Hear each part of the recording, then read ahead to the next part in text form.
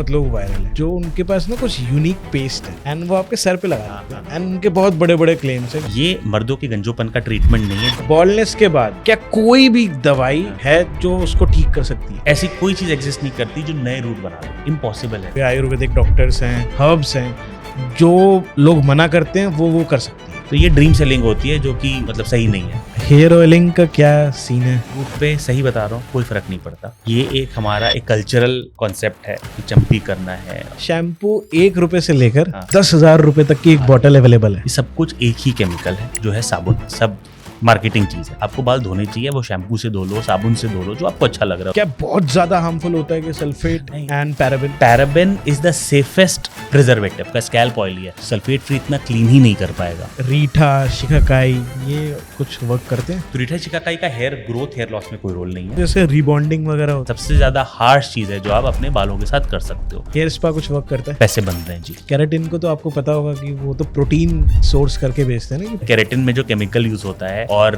Bladder and kidney cancer, उसमें link पाया गया। हेयर सीरम काम करते हैं? ये सीरम लगाइए और 20,000 नए बाल आ जाएंगे, ऐसा कुछ नहीं। डर्मा रोलर बहुत ज्यादा यूज होता है, वर्क करता है? हार्ड वाटर बहुत इम्पैक्ट करता है बालों को। तो हार्ड वाटर से रूट्स डैमेज नहीं होती, गंजापन नहीं आएगा हार्ड वाटर से। मास्टरबेट करा तो उसके बाल चले गए सारे। क्या रियलिटी है इसका? कोई लेना देना है कुछ? 2 व्हीलर ड्राइव करते हैं, वो डेली हेलमेट्स पहनते हैं, तो उससे आपका ब्लड वेसल्स कंप्रेस हो जाता है। हेयर ट्रांसप्लांट आजकल बहुत ज्यादा फेमस है। हर बॉल्ड मैन में हेयर ट्रांसप्लांट नहीं हो सकता। हेलो, नमस्ते guys, welcome back to my YouTube channel. और आज का जो टॉपिक है वो बहुत ही रेलेवेंट है। ऐसा मैं क्यों बोल रहा हूँ? आज की कंडीशन को देखते हुए hair loss, hair fall, dandruff और उससे जुड़ी हुई काफी समस्याएं, बॉल्डनेस आ जाती है, बहुत जल्दी हेयर ग्रे हो जाते हैं, ऐसा बहुत चल रहा है। अब इसके पीछे अलग अलग तर्क हैं। आपको भी सोशल मीडिया के ऊपर जो चीजें बताई जाती हैं आप उनको फॉलो करते हो, बट रिजल्ट्स आपको मिलते नहीं। और आपने ऐसे कई सौ वीडियोस और पॉडकास्ट देखे होंगे जहां पर आप इसलिए गए थे ताकि आपकी हेयर रिलेटेड प्रॉब्लम्स का आपको सोल्यूशन मिल जाए। आज के पॉडकास्ट में ये एक पॉडकास्ट नहीं, एक मास्टर क्लास रहेगी आपके लिए, जहां पे मैं आपके लिए लेके आया हूं एक बहुत ही होनहार डॉक्टर गौरांग कृष्णा जी को, जो कि एक डर्मेट है। और वो आपको आज क्लियर कर देंगे इस एपिसोड में कि क्या चीजें आपके लिए ठीक हैं, क्या आपको रूटीन में करना चाहिए एक एक्चुअल हेयर केयर रूटीन के लिए, क्या न्यूट्रिएंट्स की जरूरत है, और क्या चीजें सिर्फ मार्केटिंग गिमिक्स हैं जिन पे आपको बिल्कुल भी पैसा बर्बाद नहीं करना चाहिए। और अगर आपको बॉल्डनेस हो रही है, उससे रिलेटेड कोई भी प्रॉब्लम है, तो उसका क्या सोल्यूशन है, इस पॉडकास्ट में 100% तरीके से आपको ये क्लियर हो जाएगा। तो इस पॉडकास्ट को लास्ट तक देखना, और मेरा कोई भी आप पॉडकास्ट देखते हो कंप्लीट देखा करो। मेरी आपसे रिक्वेस्ट है ताकि आपको कंप्लीट नॉलेज मिले। तो बने रहिए इस पॉडकास्ट में। और अगर आपने मेरा चैनल अभी तक सब्सक्राइब नहीं करा है तो चैनल को सब्सक्राइब कर देना, बिकॉज मेरा मोटिव यही है, सिर्फ मीनिंगफुल कॉन्वर्सेशन। अगर आप मेरे चैनल पर हो तो आपको सिर्फ कुछ मीनिंगफुल देखने को मिले। तो अगर आपको ये पसंद आता है तो उसको सब्सक्राइब कर दो, बेल आइकन को हिट कर दो, और मैं मिलता हूं सीधा आपको पॉडकास्ट में। Till the time, enjoy the show. You are watching doctor Gaurang Krishna only on the Prateek show.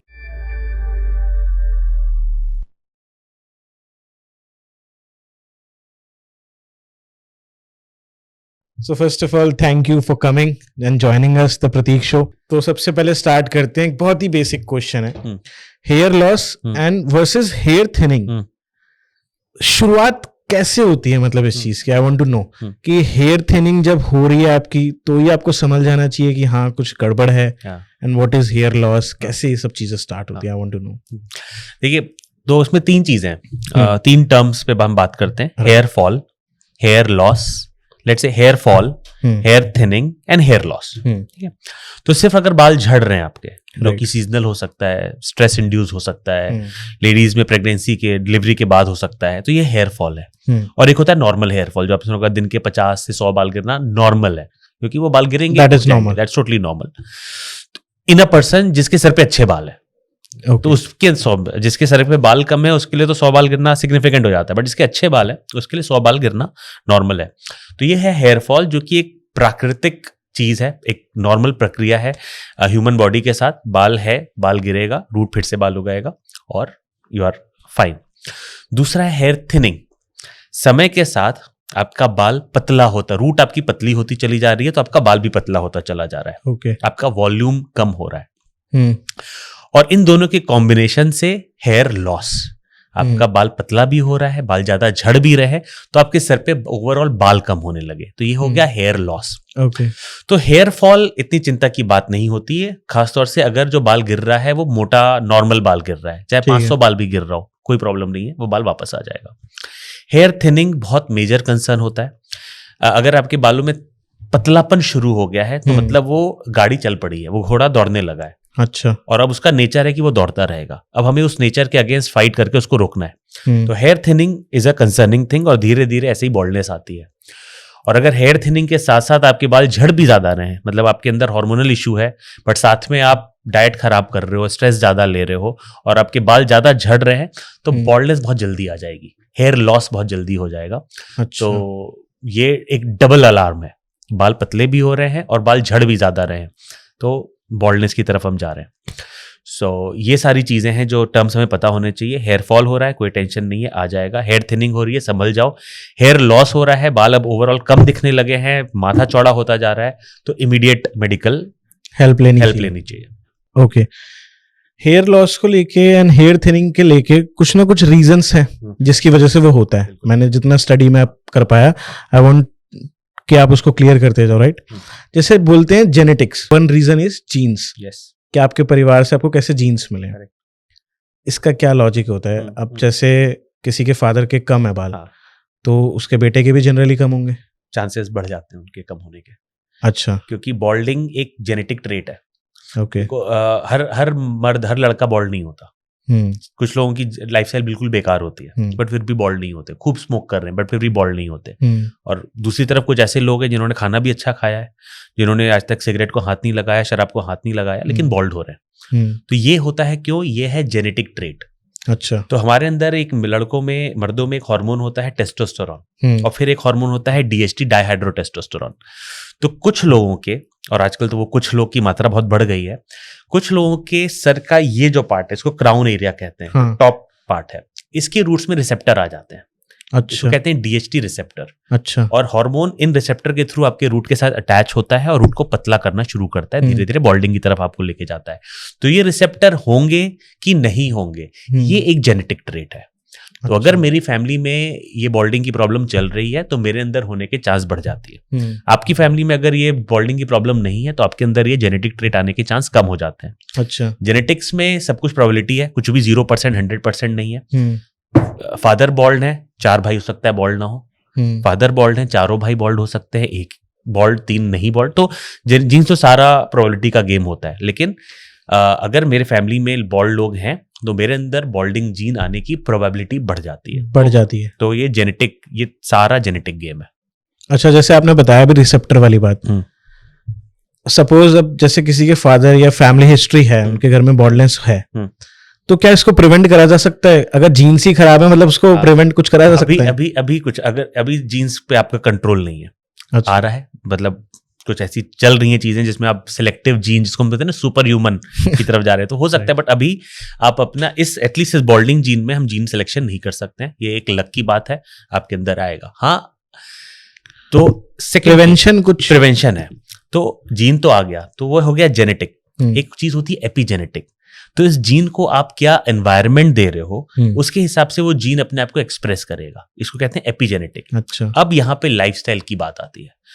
तो अगर आपका डाइट बहुत स्ट्रांग है, आपकी हैबिट्स बहुत स्ट्रांग है, आप स्ट्रेस कम लेते हो, आप फिजिकल एक्टिविटी प्रॉपर लेते हो, आप थोड़ा बहुत अपना हेयर केयर कर लेते हो, तो आपके अंदर बॉल्डिंग जीन तो है, लेकिन आप उसको एक कॉन्ड्यूसिव एनवायरनमेंट नहीं दे रहे हो एक्सप्रेस करने का, आपने उसको थोड़ा सा दबा के रखा है।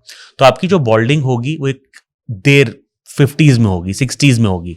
जैसे हमारे पिछले जनरेशन में अगर आप देखो, हमारे फादर या हमारे ग्रैंडफादर की जनरेशन में देखो, लोग बॉल्ड होते आए, हमेशा से बोलते आए हैं, लेकिन ये प्रॉब्लम थी 5th डिकेड की। लोग 40, 45, 50 साल के बाद बॉल्ड होते थे, जो इतना मैटर ऑफ कंसर्न नहीं था, बिल्कुल, क्योंकि एपिजेनेटिक्स, जो उनका खान पान, रहन सहन, एक्टिविटी थी, वो अच्छी एक्टिविटी थी। राइट। जीन को इतना जल्दी एक्सप्रेस होने का मौका नहीं मिलता था। अब की जनरेशन और हमारी नेक्स्ट जनरेशन में आप देखो, 20 साल, 25 साल, 18 साल, अब तो पीडियाट्रिक बॉल्डनेस के केसेस आने लगे हैं। Not just disease baldness, genetic baldness के पीडियाट्रिक मतलब 10 साल 12 साल के लड़कों में केसेस आने लगे हैं, क्योंकि एपिजेनेटिक्स हम वो एनवायरनमेंट दे रहे हैं उस जीन को कि वो बहुत जल्दी अपने आप को एक्सप्रेस कर दे। हम खाना अच्छा नहीं खा रहे हैं, हम सोते नहीं हैं, हम स्ट्रेस बहुत लेते हैं, स्मोकिंग वगैरह की प्रॉब्लम्स रहती हैं जो कि अब आपके जीन को ज़्यादा एक्सप्रेस करवा देती हैं। तो जो बॉल्डनेस 50 साल में आनी थी वो 20 साल में आ जाती है। मतलब ये रीजन है जिसकी वजह से आजकल जो यूथ है उसमें ज्यादा प्रॉब्लम है। इसीलिए हेयर लॉस की आज पिछले 10 साल से हम बात ही इतनी ज्यादा इसलिए कर रहे हैं। हेयर लॉस हमेशा से था, बट अब हेयर लॉस उस एज पे हिट कर रहा है जब वो एक प्रॉब्लम है। बाल चले जाए एज के बाद does not matter, it's a normal अपना ह्यूमन एजिंग का पार्ट है। लेकिन एज से पहले चले जाए, प्री मैच्योर हो जाए, तो वहां पे एक सोसाइटी वाली प्रॉब्लम आ जाती है, सोशल इशू। इसीलिए हम बैठ के इस बारे में बात कर रहे हैं। ऑफ कोर्स एक चीज है लाइफस्टाइल, बहुत बात होती है लाइफस्टाइल पे। आप किसी भी अच्छे डॉक्टर से मिलो तो वो कहते हैं अपना लाइफस्टाइल ठीक करो। बट आप मुझे बता सकते हो कि हमारी डेली लाइफ में अब नॉर्मल की लोगों की बात करते हैं जो उतना हेयर केयर नहीं कर सकते या कॉर्पोरेट में जॉब कर रहे हैं, बिजनेस कर रहे हैं, नॉर्मली लाइफ वो उतना ध्यान दे नहीं पाते। तो लाइफस्टाइल में ऐसी क्या नॉर्मल मिस्टेक्स हैं जो हम रोज करते हैं अनजाने में, अगर उसको हम ठीक कर लें वो क्या मिस्टेक्स हैं? आप बता सकते हो, कोई आप देखते हो? तो सबसे कॉमन एक नॉर्मल इंसान आज की डेट में जो नॉर्मल इंसान की लाइफ में नेगेटिव फैक्टर है वो है स्ट्रेस। अब वो स्ट्रेस मेंटल भी है, फिजिकल भी है, दोनों का कॉम्बिनेशन भी है।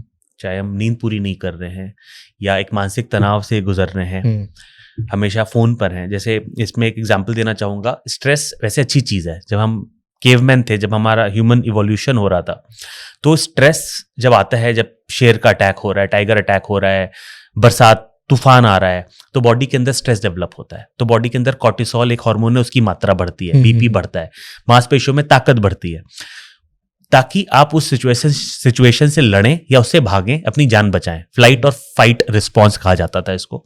तो stress was a lifesaver. अब वो सारे फैक्टर्स नहीं है, लेकिन फिर भी वो स्ट्रेस है। फोन की घंटी बज गई, स्ट्रेस, नोटिफिकेशन पिंग आ गया, स्ट्रेस, कहीं कुछ न्यूज सुन ली, इंडिया पाकिस्तान से क्रिकेट मैच हार गया, स्ट्रेस।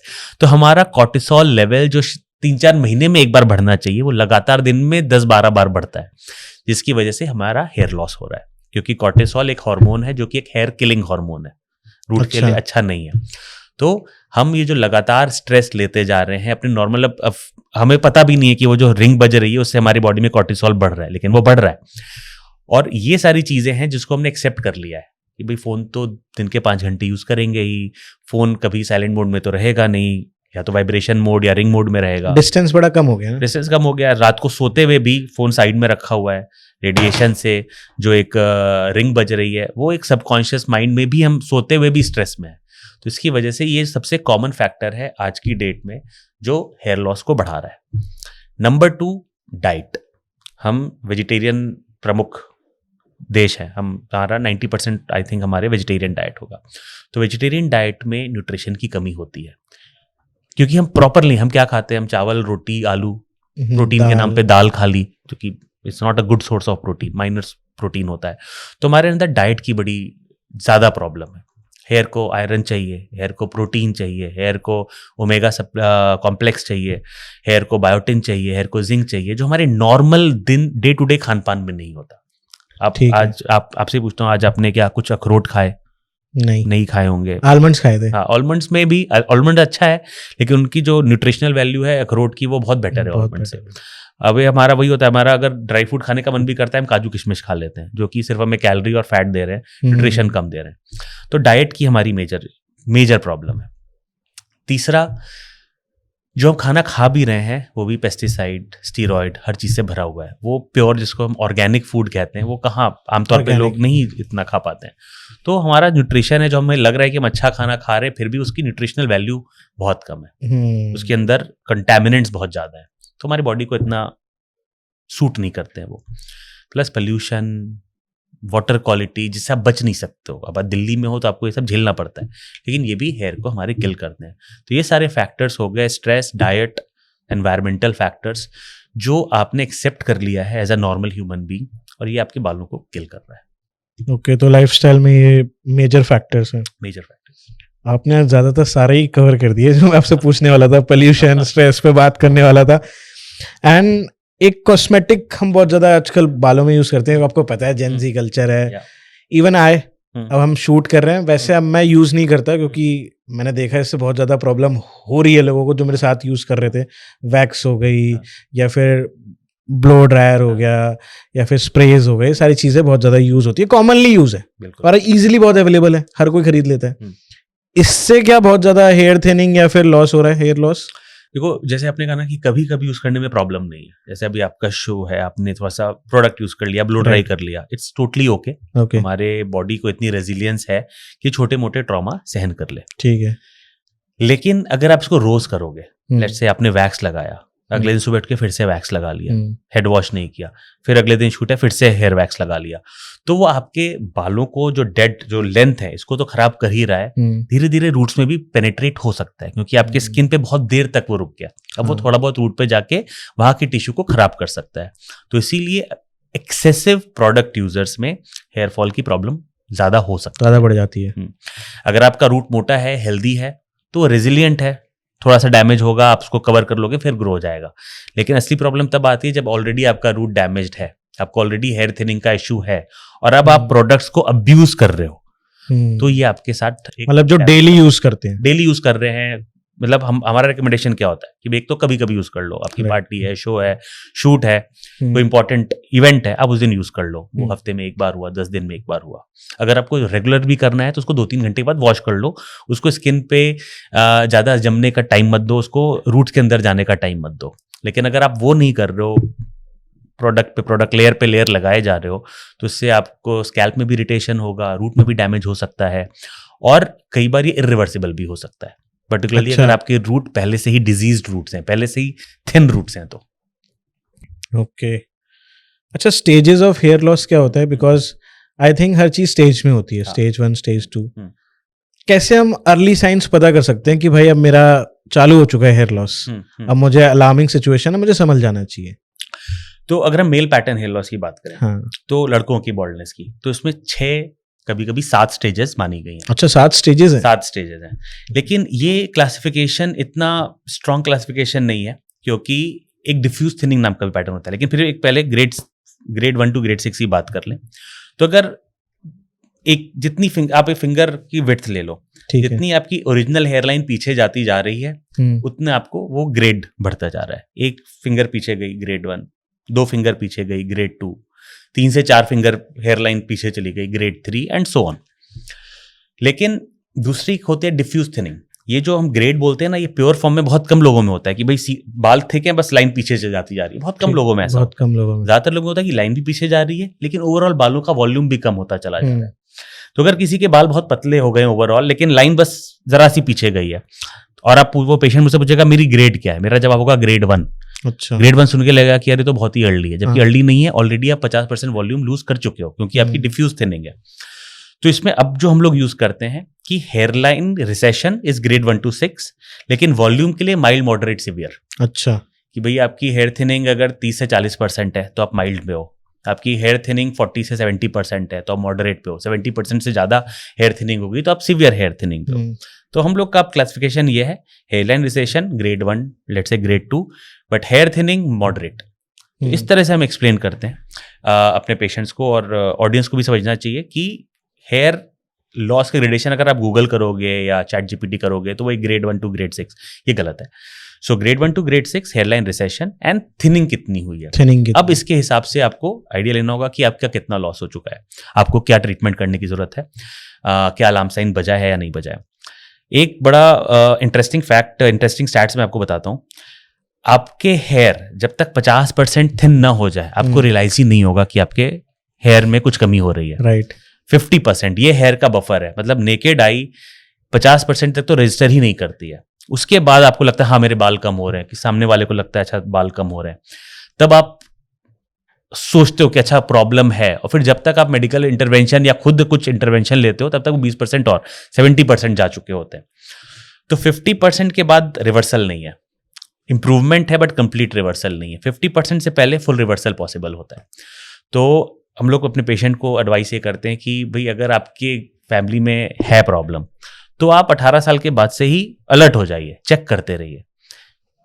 अगर डॉक्टर को जाके चेक करवा सकते हैं हम लोग, मैग्नीफायर में हेयर को थिकनेस वगैरह मेजर कर लेते हैं, एक साल में एक बार आके करवा लो। जैसे ब्लड चेकअप हम नहीं करते हैं, भाई हीमोग्लोबिन ठीक है कि नहीं, बीपी ठीक है कि नहीं, वैसे ही हेयर चेकअप कर सकते हो आप, अगर आप एट रिस्क हो तो, कि साल में एक बार आप जाके चेक करवा लो कि भाई थिनिंग तो नहीं हो रही माइक्रोस्कोप के अंदर, वो तो बेस्ट है। अदरवाइज घर पे आप कर सकते हो। घर पे एक हम वॉश बेसिन टेस्ट कहते हैं, गीले बालों पे कंघी मारो, कितने बाल टूट रहे हैं देखो, 100 से ज्यादा बाल टूट रहे हैं उस कंघी में तो अलार्म साइन है, 50 भी टूट रहे हैं लेकिन 20% से ज्यादा छोटे पतले बाल टूट रहे हैं तो अलार्म साइन है। अच्छा। आपने जल्दी अपनी प्रॉब्लम को पकड़ लिया।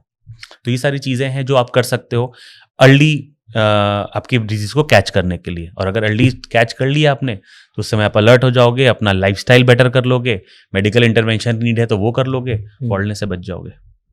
एंड कौन सी स्टेजेस होती हैं जो इरिवर्सिबल है, मतलब उनका कुछ नहीं हो सकता? तो अगर थिनिंग मॉडरेट से ज्यादा हो गई, 50% 60% ज्यादा हो गई, तो ये फुली रिवर्सिबल नहीं है बट इम्प्रूवेबल है। अच्छा, इम्प्रूव हो सकती है। Okay. और जो रिसेशन है वो चाहे ग्रेड 1 हो या ग्रेड 6 हो, जितना वो लाइन पीछे चली गई अब वो नीचे नहीं आ सकती। ये आप बोल रहे हो, पर ये बहुत सारे लोग क्लेम कर रहे हैं मार्केट में आ सकती है। हाँ, तो ये अच्छा हुआ क्वेश्चन आपने पूछा। एक बड़ी पॉपुलर कंपनी है जो आजकल हेयर ट्रीटमेंट्स में काफी पॉपुलर हो गई है, उनका है कि भाई ग्रेड 1 ग्रेड 3 तक तो भाई सब रिवर्स हो जाएगा। यही पे मुझे ग्रेडेशन से प्रॉब्लम है। आप बोलते हैं ग्रेड माइल्ड हेयर थिनिंग या मॉडरेट हेयर थिनिंग रिवर्स हो जाएगा, गुड फाइन हो जाएगा क्योंकि रूट है, लेकिन आपका हेयरलाइन इतनी सी भी पीछे चली गई है तो वो रिवर्स वापस नीचे नहीं आ सकती है। That is not possible. Recession होने का मतलब है कि आपकी रूट्स खत्म हो गई हैं, चाहे इतने से एरिया में खत्म हुई हो लेकिन वहां पे रूट्स खत्म हो गई हैं। तो अगर रूट खत्म हो गई है तो वापस वो रूट नहीं बन सकती है। तो आप ग्रेड 1 हो या ग्रेड 3 हो, आपको अगर हेयरलाइन नीचे लाना है तो वो दवाइयों से नहीं हो सकता, वो अब इरिवर्सिबिलिटी में चले गए। अगर आपको लाना है तो आपको हेयर ट्रांसप्लांट या विग्स वगैरह इस पे जाना पड़ेगा। तो बेस्ट ये होता है कि वो ग्रेड ही मत आने दो। अब सोशल मीडिया का जमाना है, लोग इतना ज्यादा पैसा पंप, परफॉर्मेंस मार्केटिंग में इतना पैसा पंप कर देते हैं कि लोगों को अब न्यूज से ज्यादा एड्स दिखते हैं। बिल्कुल। तो लोगों को लगता है अच्छा ग्रेड 3 तक तो मैं रिवर्स हो जाऊंगा। नहीं है, ये गलत है। ग्रेड 1 से भी रिवर्स नहीं हो सकते हो, ग्रेड 1 से ग्रेड 0 नहीं बन सकते। 1 इंच भी हेयरलाइन रिसाइड हो गई तो 1 सेंटीमीटर भी रिसीड हो गई तो वापस उस लेवल पे आपका ओरिजिनल माथा 6 सेंटीमीटर का है, वो 7 सेंटीमीटर हो गया, वापस 6 सेंटीमीटर नहीं हो सकता है। और जितने क्लेम्स हैं ये सारे फॉल्स हैं। ये फॉल्स क्लेम है। यहीं पे ग्रेडेशन सिस्टम से यहीं पे मेरी प्रॉब्लम है। ग्रेड 1 लोगों को लगता है ग्रेड 1 तो बड़ा अर्ली होगा, ग्रेड 2 तो बड़ा अर्ली होगा। नहीं, ग्रेड 1 अर्ली नहीं है, आपकी इतनी लाइन पीछे जा चुकी है। थिनिंग अर्ली हो सकती है। हाँ भाई, थिनिंग आपकी अर्ली स्टेज पे है, अब आप मेडिसिन से उसको रिवर्स कर सकते हो। क्योंकि मैंने भी देखा है अपने फैमिली में भी और लोगों को भी देखता हूँ, जनरली नहीं, लड़कों के यहाँ से बाल जाना स्टार्ट होते हैं, रिसीड होनी स्टार्ट हो जाती है। मेजरली पीछे मैंने बहुत कम देखा है, मतलब अगर यंग है तो पीछे बहुत कम। यहीं से स्टार्ट होता है, कुछ लोगों में क्राउन से स्टार्ट होता है, जनरली फ्रंट से ही स्टार्ट। बट अगर कुछ भी हो रहा है तो वो इरिवर्सिबल है। लाइन पीछे गई वो इरिवर्सिबल है। थिनिंग हो रही है, उस पर आप काम कर सकते। रूट है तो रूट बेटर की जा सकती है। रूट ही नहीं है, चाहे इतने से एरिया में भी अगर रूट ही नहीं है अब कुछ नहीं हो सकता। तो that is not possible. Yes, तो वो जो क्लेम्स है ना ग्रेड 2 ग्रेड 3 से रिवर्सिबिलिटी हो जाएगी, ये फॉल्स क्लेम है। अच्छा, जैसे बॉल्डनेस है, किसी को बॉल्डनेस आ जाती है, आजकल आप देखते होगे बहुत सारे रील्स चलते हैं, बहुत सारे लोग हैं जो कह रहे हैं भाई डर्मा रोलर यूज करो और हमारा पेस्ट लगाओ। पेस्ट लगा दिया, वो फॉल्स क्लेम करते हैं लोग भी, वो टेस्टिमनी भी बना देते हैं कि इसने हमारा यूज करा था, देखो उसके वापस आ गए, ये हो गया वो हो गया। बॉल्डनेस के बाद क्या कोई भी दवाई, कोई भी चीज ऐसी है जो उसको ठीक कर सकती है? रूट खत्म हो गई, आपकी बॉल्डनेस आ गई, बिल्कुल जिसको बोलते हैं चांद निकला है। अब नहीं, अब डर्मा रोलर करो या इवन एलोपैथिक मेडिसिन ले लो, इवन PRP करा लो, इनसे बाल नहीं आते हैं, नए रूट नहीं बन सकते हैं। मतलब कोई ऐसी चीज एग्जिस्ट नहीं, ऐसी कोई चीज एग्जिस्ट नहीं करती जो नए रूट बना दे। इम्पॉसिबल है नए रूट बनाना एज ऑफ नाउ। आने वाले टाइम में स्टेम सेल आ जाए, चीजें आ जाए, फाइन, अभी कुछ भी ऐसा नहीं है। लेकिन अगर रूट है, पतली हो गई है, कमजोर हो गई है, उसको आप इन सब चीजों से बेटर कर सकते हो। डर्मा रोलर है, डाइट है, दवाइयां हैं, ट्रीटमेंट्स हैं, बहुत सारी चीजें हैं जिसकी जितनी मेजर प्रॉब्लम उसका उतना मेजर। मतलब ये है कि अगर किसी के वॉल्यूम कम हुआ है तो वो ये चीजें काम कर सकती हैं। बिल्कुल काम कर सकती हैं और करेंगी। बट अगर बॉल्डनेस है तो फिर कुछ नहीं। It's a never come back story. हाँ, नेवर कम बैक। इसीलिए पहले अलर्ट हो जाओ, बचा लो स्टेज को, नहीं बचा पाए तो फिर आगे की ट्रीटमेंट्स। रिवर्सल जैसा कुछ होता है क्या? आजकल रिवर्सल पे बहुत बात हो रही है, क्योंकि आप देखते होगे आयुर्वेदिक डॉक्टर्स हैं या नेचुरोपैथी के जो डॉक्टर्स होते हैं, वो कहते हैं कि भाई कुछ ऐसी मतलब एंजाइम्स हैं, कुछ ऐसे मेडिसिन्स हैं, हर्ब्स हैं जो लोग मना करते हैं, वो कर सकती है। रिवर्सल टाइप का कुछ वो बताते हैं। देखो, साइंटिफिक से ज्यादा मतलब साइंटिफिक से हट के बात कर देते हैं। अब वो चाहे अट्रैक्ट करने के लिए करते हो या एक वायरल पोटेंशियल के लिए करते हो कि भाई ऐसी कुछ अतरंगी चीज बोल दो कि लोग अट्रैक्ट हो जाए वो सुन के। लेकिन हमें साइंस की बात करनी चाहिए भाई। सबको पता है, उनको भी पता है कि एक चीज जब इरिवर्सिबली वाली स्टेज पे चली जाती है, अब वो आप उस जगह से वापस नहीं आ सकते हो। प्रिवेंशन के लिए बहुत बढ़िया है, हर्ब्स हो या जो भी आयुर्वेदिक तेल हो, प्रिवेंशन के लिए बहुत बढ़िया है। लेकिन एक बार आप स्टेज से आगे चले गए, बट रिवर्सल जैसा कुछ नहीं। रिवर्सल नहीं है, बॉल्डनेस से रिवर्सल नहीं है। That is a complete myth. That is myth. क्या सबको पता है कि नहीं है? तो मिथ भी नहीं कहूंगा, ये तो फैक्ट ही है, सबको पता है फैक्ट है। लेकिन वो एक ड्रीम सेलिंग है। ड्रीम वो एक, अब किसी को हेयर लॉस है, बॉल्डनेस है, उसका एक में ट्रांसप्लांट कराना है, विग पहनना है, लेकिन कोई आके कान में फूंक जाए, नहीं देखो वो जड़ी बूटी है या वो देखो ये इस तरह का डाइट करो तो हो जाएगा, वो आदमी एक बार तो प्रसन्न हो ही जाएगा कि चलो कर लेते हैं एक बार। तो ये ड्रीम सेलिंग होती है जो कि मतलब सही नहीं है। देखो एक्चुअली बात पता है क्या है, पॉडकास्ट में चाहे जितनी बात कर लो, आप आके बता जाओगे सब चीजें, बट वो जो घर के बगल वाली आंटी है ना, वो आएंगी, वो कहेंगी कि भाई वो अनियन और गार्लिक पेस्ट लगा लो, कोई कह रहा है भाई अंडा लगा लो सर पे, कोई कह रहा है वो व्रत कुमारी का तेल लगा लो, उससे हो जाएगा, हमारे इसका हुआ था उसका हुआ था, and people he just get into it. क्योंकि अब बाल एक ऐसी चीज है ना, अब सबको पसंद होते हैं अपने बाल, क्यों नहीं, and people go after it. तो दैट्स वाई वो रिवर्सल वाला आजकल बहुत ट्रेंड है कि आप डॉक्टर्स के चक्कर में मत पड़ो, रिवर्सल हो जाता है, ये हो जाता है, हमने करे हैं। नहीं ये वो होगा, लेकिन जो क्लेम करते हैं वो खुद उनका, अब बिजनेस बोल लो, धंधा बोल लो, प्रोफेशन बोल लो, उनका यही है प्रोफेशन कि करना है। तो अगेन ड्रीम सेलिंग पे बात आ जाती है। अगर वो बोले प्रिवेंशन है तो मैं अग्री करता हूँ, इन सब चीजों से प्रिवेंशन है, आप फॉलो करो, आप हेयर हेल्थ बचा पाओगे। लेकिन बॉल्डनेस हो गई चाहे इतने एरिया में या इतने एरिया में, वहां से रिवर्सल नहीं है। ठीक है, एक बार बॉल्डनेस आ गई तो हाँ, तो आ गई, आपको बचाना है। नहीं बचा पाए तो फिर अब नेक्स्ट आगे बढ़ सकते हैं, नेक्स्ट आगे बढ़िए। अच्छा, कुछ मिथ्स पे मैं बात करना चाहूंगा, आप बताना ये मिथ्स हैं या फिर ये रियलिटी है। जैसे बोलते हैं हार्ड वाटर बहुत इम्पैक्ट करता है बालों को। अब जैसे बहुत जगह है जहाँ पे आपके रिवर्स का आ जाता है पानी, गंगा वाटर है या जमुना वाटर है, बट बहुत जगह ऐसा है जहाँ पे जमीन से पानी निकाल के बोरिंग वाटर सप्लाई होता है, वो हार्ड होता है कहते हैं। तो वो क्या इफेक्ट करते हैं बालों को? तो बड़ा अच्छा क्वेश्चन है, इसका थोड़ा सा डिटेल में आंसर दूंगा। बिल्कुल बिल्कुल। तो हार्ड वाटर से रूट्स डैमेज नहीं होती हैं, अच्छा, गंजापन नहीं आएगा हार्ड वाटर से। ठीक है। हार्ड वाटर से बालों में रफनेस और ब्रिटलनेस आ सकती है। अच्छा। बाल टूट इजली से जाता है। अच्छा। आपका टूट जाएगा बाल, लेकिन रूट फिर से ग्रो कर लेगी। ठीक है। लेकिन वही अगर आपका बाल पहले से थिन है, जिसकी ग्रोथ पोटेंशियल ही कम है, और वो टूट गया, तो उसकी रिवर्सिबिलिटी में बहुत टाइम लगेगा। हार्ड वाटर वाले एरिया में हर बंदा तो बॉल्ड नहीं होता। बिल्कुल। हार्ड वाटर वाले एरिया में बियर्ड तो नहीं चली जाती है लोगों की, ये वाले बाल तो नहीं चले जाते लोगों के। क्यों यही वाले बाल जाते हैं, वो भी कुछ लोगों के, क्योंकि उन्हीं के बाल हार्ड वाटर की वजह से परमानेंटली डैमेज होते हैं, लेट्स से जिनमें ऑलरेडी हेयर रूट्स में प्रॉब्लम है। तो हमने एपिजेनेटिक की बात की। Hard water is a part of epigenetic, मतलब वो पर्सन स्टेज में ऑलरेडी आ चुका है। हार्ड वाटर, लेट्स से आपकी बॉल्डनेस में अगर आप पूछो मेरे बॉल्डनेस में हार्ड वाटर ने कितने परसेंटेज का रोल दिया, मैं बोलूंगा 1% का रोल दिया। 1%? ओनली 1% का रोल दिया। अगर हार्ड वाटर नहीं होता तो आपकी शायद बॉल्डनेस 2 साल बाद आती। यही इतना ही डिफरेंस है। लेकिन लोग का वही मानना है कि नहीं मेरा तो पानी की वजह से बाल गए, मेरा तो सिर्फ पानी की वजह से बाल गए। नहीं, अगर आप आरओ के पानी से भी धो रहे होते तो भी चले जाते बाल, हो सकता है थोड़े से लेट चले जाते। तो ये मिथ है कि हार्ड वाटर से लोग गंजे हो जाते हैं, ये मिथ है। हार्ड वाटर से बाल खराब हो जाते हैं, रूखे हो जाते हैं, ये सही है। एक आजकल लड़कों में बहुत ज्यादा मिथ है और रियलिटी आप बताना। मास्टरबेशन को लेके बहुत ब्लेम करते हैं कि भाई उसने बहुत मास्टरबेट करा तो उसके बाल चले गए सारे। क्या रियलिटी है, इसका कोई लेना देना है? कुछ ये कंप्लीट मिथ है, इसमें तो मैं बिल्कुल इसमें कोई दोहराई नहीं है, ये कंप्लीट मिथ है। और आजकल तो लोग ज्यादा अवेयर हो गए तो समझ में आ रहा है। आज से 10-15 साल पहले एकदम लोगों को लगता था कि भाई मास्टरबेट करके पाप कर लिया और अब बाल चले कमजोरी भी आ जाएगी, बाल भी चले जाएंगे एंड एक्सेट्रा एक्सेट्रा। ऐसा कुछ नहीं है। Masturbation is as normal as sexual intercourse और इससे बाल जाने का कोई लिंक नहीं है। कई लोग, मैंने पहले भी इस पे बात की है, लोग ब्रह्मचर्य का एग्जाम्पल देते हैं। ब्रह्मचर्य इज डिफरेंट। ब्रह्मचर्य में सिर्फ एब्स्टिनेंस नहीं है, ब्रह्मचर्य में बहुत सारी और चीजें हैं। आपका डाइट, आपका लाइफस्टाइल, आपका स्लीपिंग, सब कुछ मिला के ब्रह्मचर्य है। राइट। तो एक बंदा जो ब्रह्मचर्य का पालन कर रहा है वर्सेस एक बंदा जो एक नॉर्मल हमारी तरह आम जिंदगी जी रहा है, वो ज्यादा हेल्दी होगा ना। उसमें सिर्फ मैस्टरबेशन तो एक छोटा सा पार्ट है, सेक्सुअल इंटरकोर्स एक छोटा सा पार्ट है, उसकी लाइफस्टाइल बहुत ज्यादा बेटर है। तो यहाँ पे डिस्कशन ब्रह्मचर्य का नहीं है, यहाँ पे डिस्कशन सिर्फ मैस्टरबेशन का है। और इस पे हम लोग श्योर हैं कि मैस्टरबेशन और हेयर लॉस का कोई भी लिंक नहीं, कोई लिंक, जीरो। ओके।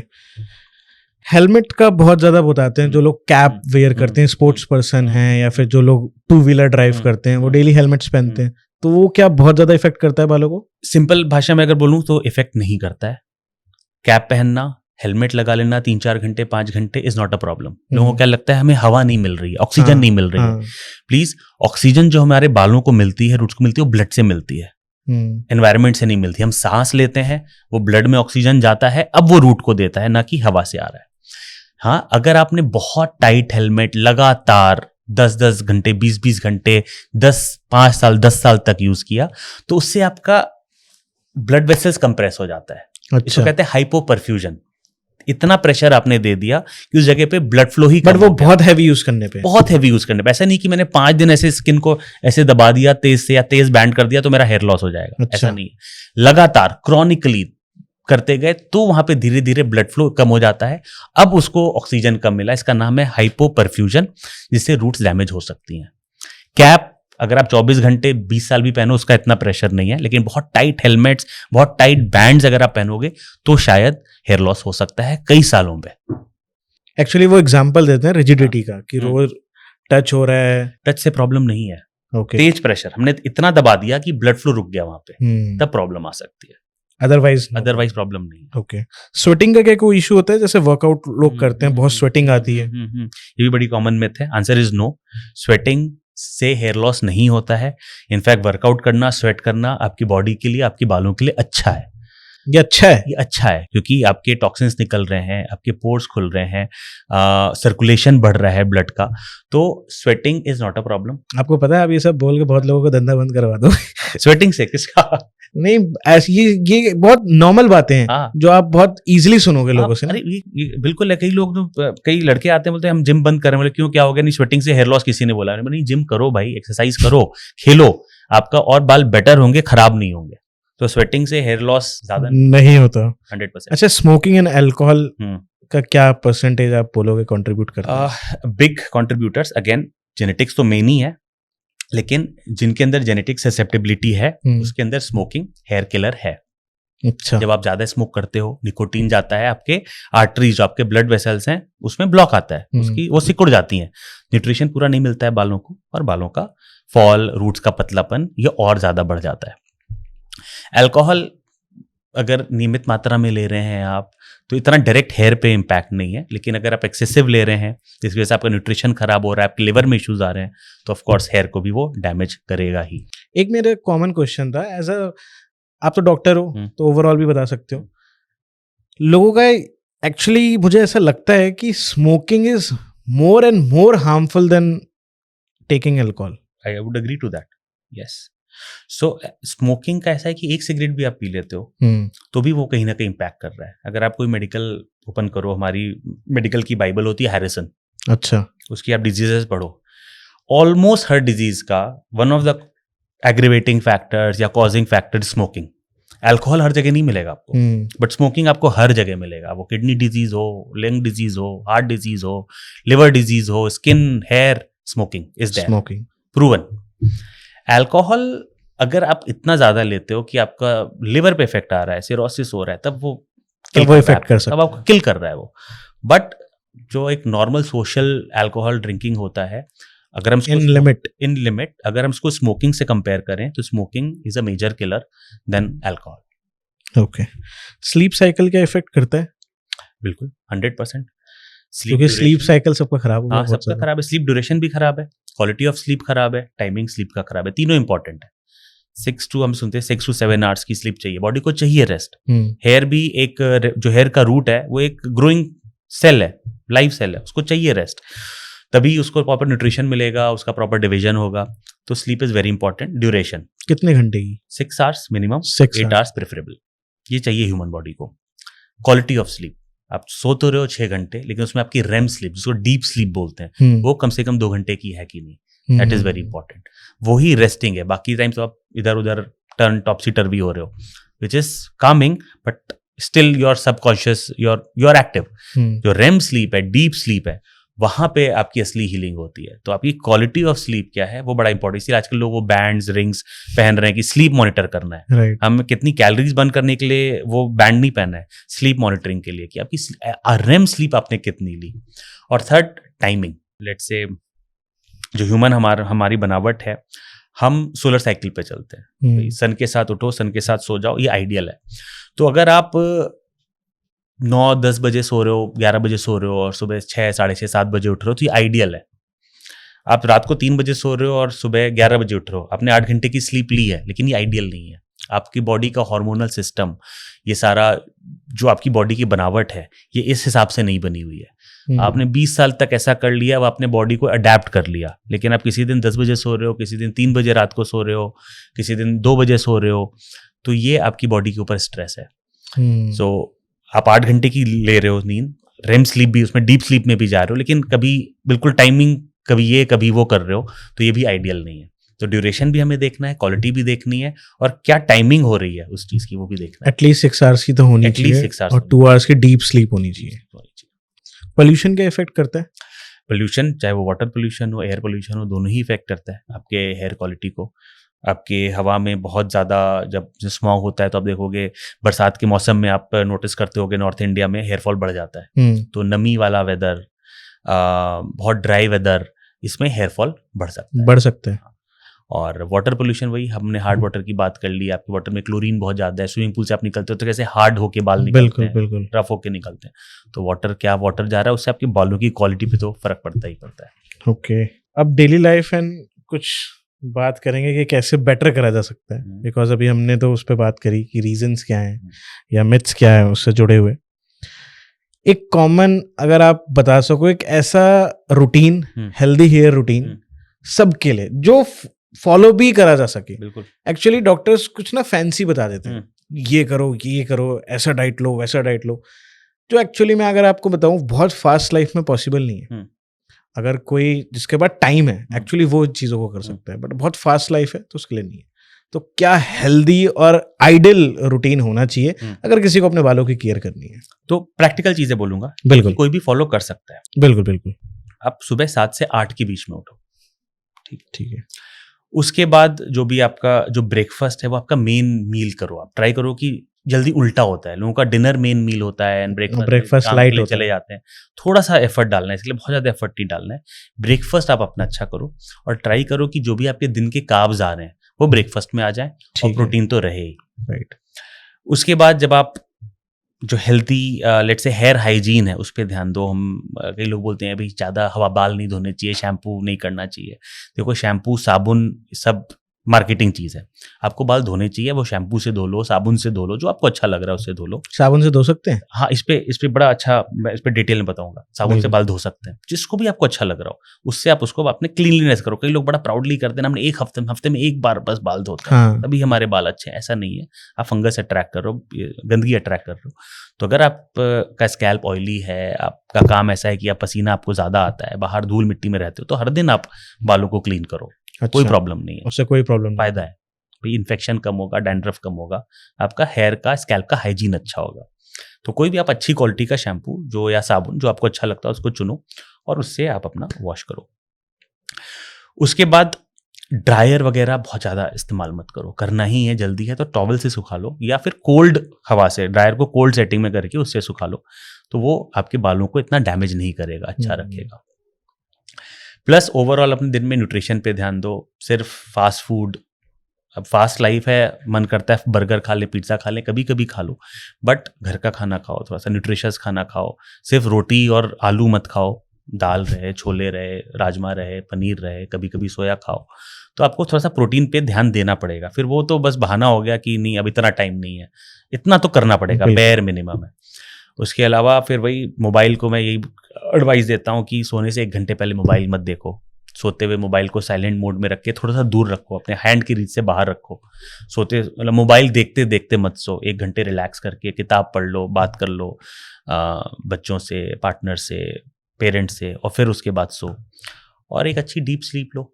एसी का भी वगैरह जो सेटिंग है आपकी, जो एसी का इंडिकेटर होता है उसको ऑफ करके इंडिकेटर सो।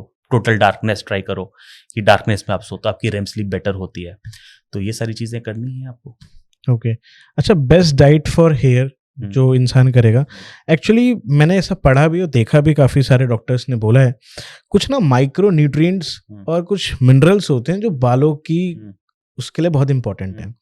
अब सब बात कर लेते हैं, जैसे आपने भी बताया प्रोटीन। अब प्रोटीन पे चलो बंदर ने शुरू कर लिया प्रोटीन लेना, चलो प्रोटीन पे ध्यान देंगे, बट बालों के लिए बहुत एसेंशियल न्यूट्रिएंट्स और भी होते हैं।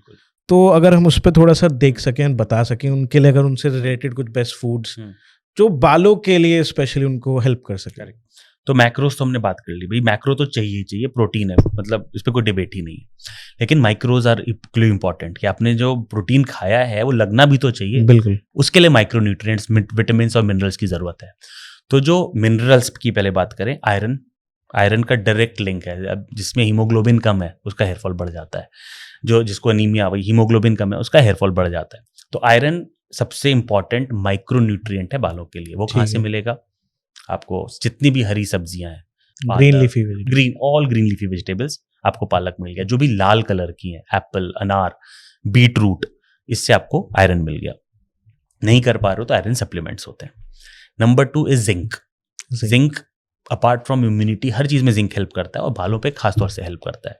तो जिंक आपको, अगर आप अंडे खा पाते हो तो आपको वहां से जिंक मिलेगा। नहीं खा पाते हो तो ड्राई फ्रूट्स, हमने अखरोट की बात की, अखरोट खाओ, बादाम खाओ, पिस्ता खाओ थोड़ा, तो इससे आपको जिंक मिलेगा। नहीं कर पा रहे हो तो जिंक के सप्लीमेंट्स बड़े इजीली, जिंक पिकोलिनेट करके सप्लीमेंट्स आते हैं, वो आप ले सकते हो। उससे आपकी जिंक की पूर्ति हो जाएगी।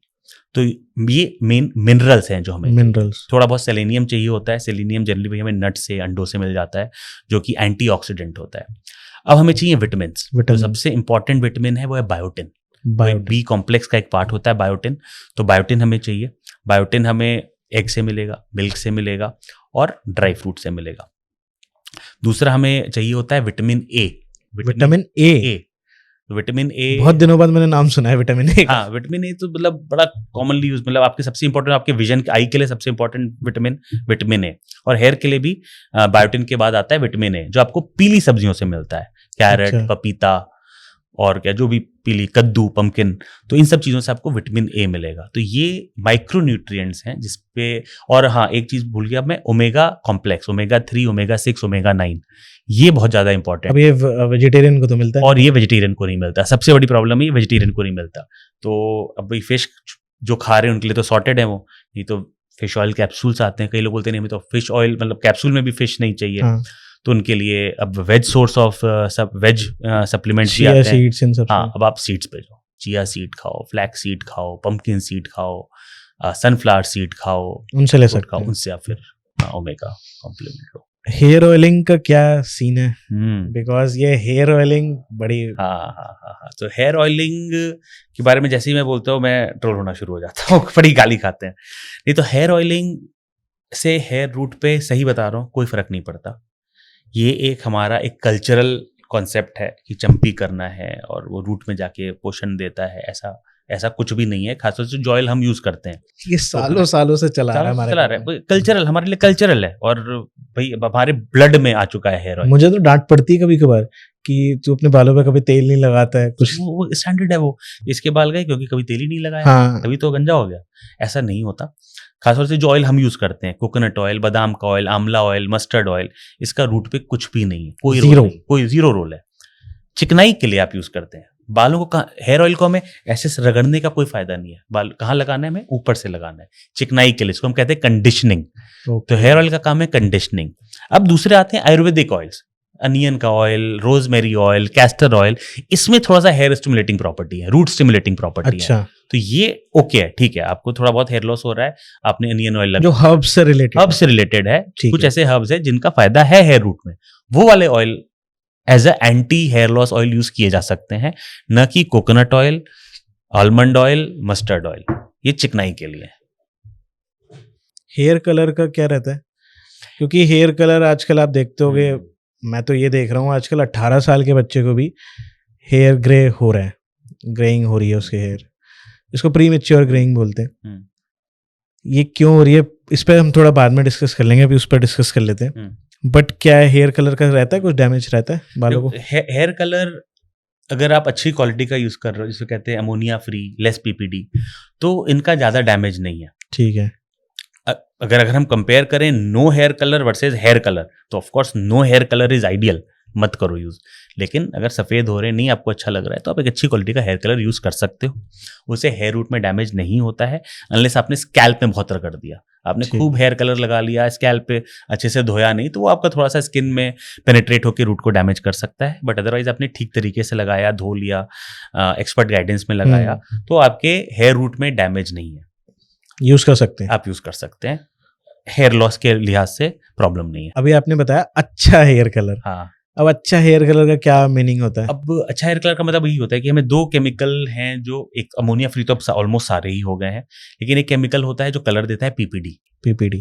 तो पहले जो हेयर कलर्स आते थे जो बिल्कुल जेट ब्लैक बनाते थे, वो उसमें पीपीडी बहुत ज्यादा मात्रा में होता है। वो आपके स्किन के लिए अच्छा नहीं है, वो पेनिट्रेशन उसका बहुत ज्यादा है, एलर्जीज होती है, सूजन आ जाती है स्कैल्प में, बाल झड़ने लगते हैं। अब जो हेयर कलर आते हैं वो लेस पीपीडी आते हैं, या नो पीपीडी हेयर कलर्स आते हैं, इसको हम कहते हैं सॉफ्ट हेयर कलर। तो इनका बालों की क्वालिटी में, रूट्स पे और स्किन पे डैमेज बहुत ज्यादा कम होता है। तो जो हम लोग से एडवाइस मांगते हैं कि हमें कौन सा हेयर कलर यूज करें, तो उनको ये बोलते हैं ये वाले सॉफ्ट हेयर कलर्स आप यूज करिए, जो ज्यादा रिलेटिवली सेफ है आपके लिए। हेयर सीरम काम करते हैं एक्चुअली में? किस चीज के लिए? हेयर चिकनाई के लिए डेफिनेटली काम करते हैं। नहीं, एक्चुअली अब लोग उसके लिए भी यूज करते हैं हेयर सीरम, ग्रोथ के लिए। हाँ, तो ग्रोथ के लिए भी हेयर सीरम्स आते हैं, उसको मैं बोलता हूँ वो हेयर ग्रोइंग सीरम्स नहीं है, वो एंटी हेयर लॉस सीरम्स है। अच्छा। जैसे बहुत सारे हेयर सीरम्स आते हैं जिनके अंदर मिनॉक्सिडिल है, रीडेंसिल है, प्रोकैपिल है, हर्ब्स हैं, आजकल राइस वाटर एक्सट्रैक्ट बहुत ज्यादा पॉपुलर हो गया है, रोजमेरी एक्सट्रैक्ट बहुत पॉपुलर हो गया है। तो ये सारे सीरम्स काम के हैं एक सर्टेन लिमिट तक, तो यूजलेस वो नहीं है। लेकिन जैसे ही क्लेम आता है ये सीरम लगाइए और 20,000 नए बाल आ जाएंगे, ऐसा कुछ नहीं होता। वो मिथ है। वो मिथ क्या है? वो मिथ नहीं है, वो झूठ है। सफेद झूठ है वो। अच्छा, जैसे शैम्पू में भी यही सब चल रहा है आजकल। आप शैम्पू देखते होगे, शैम्पू 1 रुपए से लेकर 10,000 रुपए तक की एक बॉटल अवेलेबल है, ठीक है। अब किसी शैम्पू में ये बताया जा रहा है इसमें प्रोटीन रिच शैम्पू है, किसी में बायोटिन है, किसी में ये है, किसी में हर्ब्स हैं। क्या शैम्पू में कोई कंपाउंड जो यूज बताए जाते हैं कुछ यूजफुल है शैम्पू में? देखिए, शैम्पू चाहे कोई सा भी हो, कोई भी शैम्पू, जो हमने महंगे से महंगा और सस्ते से सस्ता, ये सब कुछ एक ही केमिकल है, एक ही केमिकल है जो है साबुन। ठीक है, वो सल्फेट फ्री हो सकता है, विद सल्फेट हो सकता है, बस यही डिफरेंस है। और इसमें भी कोई बहुत ज्यादा डिफरेंस नहीं है कि सल्फेट वाला कर रहे हो, सल्फेट फ्री कर, it's not a huge difference. कुछ सिलेक्टिव केसेस होते हैं जहाँ पे वो मैटर करता है सल्फेट करना या नॉन सल्फेट करना, लेकिन ये सब कुछ एक साबुन है जो आपकी, चाहे वो स्किन हो या हेयर हो या कपड़ा हो, इसकी गंदगी निकालने के लिए बना है बस। शैम्पू आपने आज शैम्पू किया होगा, कल क्या होगा, कितनी देर तक लगाया शैम्पू अपने सर पे, कितनी देर तक छोड़ा शैम्पू? आई थिंक 30 सेकंड थोड़ा सा मसाज करा, बहुत एक दिन मन किया तो मिनट छोड़ दिया होगा। ये साबुन की तरह ही काम करेगा, ये दवाई की तरह काम नहीं करेगा। अब इसमें चाहे मैं प्रोटीन डाल दूं या बायोटिन डाल दूं या मिनॉक्सिडिल डाल दूं या जो मर्जी रीडेंसिल डाल दूं, ये साबुन की तरह ही काम करेगा। दवाई की तरह काम करने के लिए हमें बहुत देर तक उसको छोड़ना पड़ेगा। तभी हम सीरम्स वगैरह जो लगाते हैं रात भर छोड़ते हैं। इवन हम जो अनियन जूस लगाते हैं उसको 2 घंटे तक छोड़ते हैं, तब वो जाके रूट तक पेनिट्रेट करके दवाई की तरह काम कर पाता है। तो ये प्योरली एक मार्केटिंग गिमिक होती है। मेरे से जब पेशेंट पूछते हैं डॉक्टर साहब कुछ एंटी हेयर फॉल बता दो, मैं उनको बताता हूँ कि कोई भी यूज कर लो जो आपको अच्छा लगता हो, ज्यादा फर्क नहीं पड़ता है, अनलेस मुझे देखना है कि किसमें सल्फेट फ्री दूं, किसमें विद सल्फेट वाला दूं। शैम्पू से कुछ ये बस हैवी केमिकल्स नहीं होने चाहिए। अब लोग बोलते हैं ना, अगर मैं नाम ले सकता हूँ भाई, हेड एंड शोल्डर यूज करूं या केरास्टेज यूज करूं, मतलब ज्यादा डिफरेंस नहीं है दोनों के अंदर, ठीक है, केरेस्टेज इज अ बेटर पैकिंग, वही जो सल्फेट फ्री, थोड़ा सा soft paraben free, non fragrance, तो ये सारी चीजें हैं जिसकी वजह से उसका कॉस्ट ज्यादा हो जाता है। बट अपनी पॉकेट देखो, आपको अपनी फील देखो, अगर अफोर्ड कर सकते हो ठीक है, 2% बेटर कर लो, उसके लिए आप डबल कॉस्ट दे दो, डजंट मैटर। नहीं कर सकते हो तो जबरदस्ती पैसे मत खर्चो। दिस इज सस्ता वाला इज इक्वली गुड। शैम्पू को लेके भी एक कंट्रोवर्सी है, जो नेचुरोपैथी वाले हैं वो ये बोलते हैं कि भाई शैम्पू यूज ही नहीं करना चाहिए, उसकी जगह आप वो पेस्ट बना लो अलग अलग हर्ब से, उससे अपने बाल वॉश करो, उससे एकदम क्लीन हो जाते हैं, बढ़िया हो जाता है। उसके बारे में एक बताओ। देखो ये बड़ा इम्प्रैक्टिकल सी चीज मुझे लगती है कि अच्छा। स्पेस बनाओ। देखो अगर आपको गंदगी निकालनी है तो आपको साबुन चाहिए, तभी वो ऑयल निकलेगा और गंदगी निकलेगी, जो कि रीठा शिकाकाई से इतने अच्छी तरह से नहीं निकलेगी। पहले की बात थी, पहले लोग इतना पोल्यूशन नहीं होता था, लोगों के बाल इतने गंदे नहीं होते थे, डर्ट नहीं, ठीक है, थोड़ा बहुत कर लिया, तब भी साबुन की जरूरत है। तो यहाँ पे आपके माध्यम से बताना चाहूंगा कि शैम्पू से या साबुन से हेयर लॉस नहीं होता है, चाहे डेली कर रहे हो या हफ्ते में 2 बार कर रहे हो, एज पर द नीड करिए, उससे हेयर लॉस नहीं होता है। ठीक है, आप बोलोगे कि हमें फिर भी हमें केमिकल फ्री रहना है, कई लोग का होता है हमें केमिकल फ्री रहना है, ठीक है, तो आप ये वाले हर्बल वाले यूज कर लीजिए खुद घर में पेस्ट बना के। लेकिन वो जो हर्बल शैम्पू होते हैं ना, ये हर्बल शैम्पू है, उसमें आप पढ़ेंगे तो 1% रीठा या जो भी within a shampoo base, सारा chemical in a shampoo base, जो छोटे से लिख देते हैं ना, सारा केमिकल यही उसी में। तो अगर आपके बाल गंदे हो रहे हैं तो आपके पेस्ट से नहीं निकलेंगे, वो गंदगी नहीं निकाल पाएगा वो पेस्ट, तो आपको कोई ना कोई साबुन यूज करना पड़ेगा, शैम्पू यूज करना पड़ेगा, और वो विलेन नहीं है यहाँ पे। और मैं न शैम्पू बनाता हूँ न मैं शैम्पू बेचता हूँ, इसलिए ऐसा नहीं है कि इसलिए मैं बोल रहा हूँ आप शैम्पू करिए, ये साइंटिफिक बात है, ये लॉजिकल बात है, इसलिए मैं बता रहा हूँ कि बाल गंदे हैं तो आप शैम्पू करिए। आप रोज जिम जा रहे हैं, रोज पसीना बहा रहे हैं, गंदे हो रहे हैं, तो आप हर दिन शैम्पू करिए, उससे प्रॉब्लम नहीं, उससे आप जल्दी बॉल्ड नहीं होंगे, ये गारंटी है। मतलब उसकी कोई टेंशन नहीं है, कोई टेंशन नहीं है। लेकिन मार्केटिंग के भी गिमिक में मत पड़िए कि ये एंटी हेयर फॉल शैम्पू है, ये अच्छा शैम्पू है, शैम्पू नहीं, लोगों को ऐसा लगता है कि जितना महंगा शैम्पू है उतना बढ़िया है। ये बिल्कुल गलत है ये, और ये भी जो भी थोड़ा सा सोचे इस बात को, पढ़े उसके लेवल को, उसको पता लगेगा नहीं ये नहीं है। ठीक है, मैं अगर अफोर्ड कर सकता हूँ, मुझे अच्छा लग रहा है ये शैम्पू, तो मैं कर लूंगा उसको, ठीक है, 1% के लिए थोड़ा सा पैसा extra, but huge difference, deal breaker difference, बहुत ज्यादा डिफरेंस तो नहीं होता, माइनर डिफरेंस, मैं बोलूँगा कोई डिफरेंस नहीं होता। अच्छा, डैंड्रफ का क्या इशू है? आजकल हर दूसरे बंदे को, आपके पास लोग आते होंगे डैंड्रफ, इवन मेरे को डैंड्रफ है। डैंड्रफ का क्या चक्कर है कि हर किसी को डैंड्रफ है? व्हाई? देखो, डैंड्रफ का फंगस सबके स्कैल्प पे होता है, सबके कॉमन है ये। यूबिक्विश, हम इसको बोलते हैं यूबिक्विशस, ये हर जगह, ये नॉर्मल फंगस है हमारी बॉडी की, ठीक है। कुछ लोगों में ज्यादा बढ़ जाता है, किन लोगों में जो प्रोडक्ट ज्यादा यूज करते हैं, जो बालों की सफाई नहीं रखते, वही जो धूल मिट्टी में गए लेकिन नहीं धोया, सिर्फ पानी से धो के निकल गए, तो उसमें फंगस को ग्रोथ का मीडियम मिल जाता है, ठीक है, जिस वजह से फंगस बढ़ जाता है और अब पपड़ी बनाना शुरू करता है, जिसको हम डैंड्रफ बोलते हैं।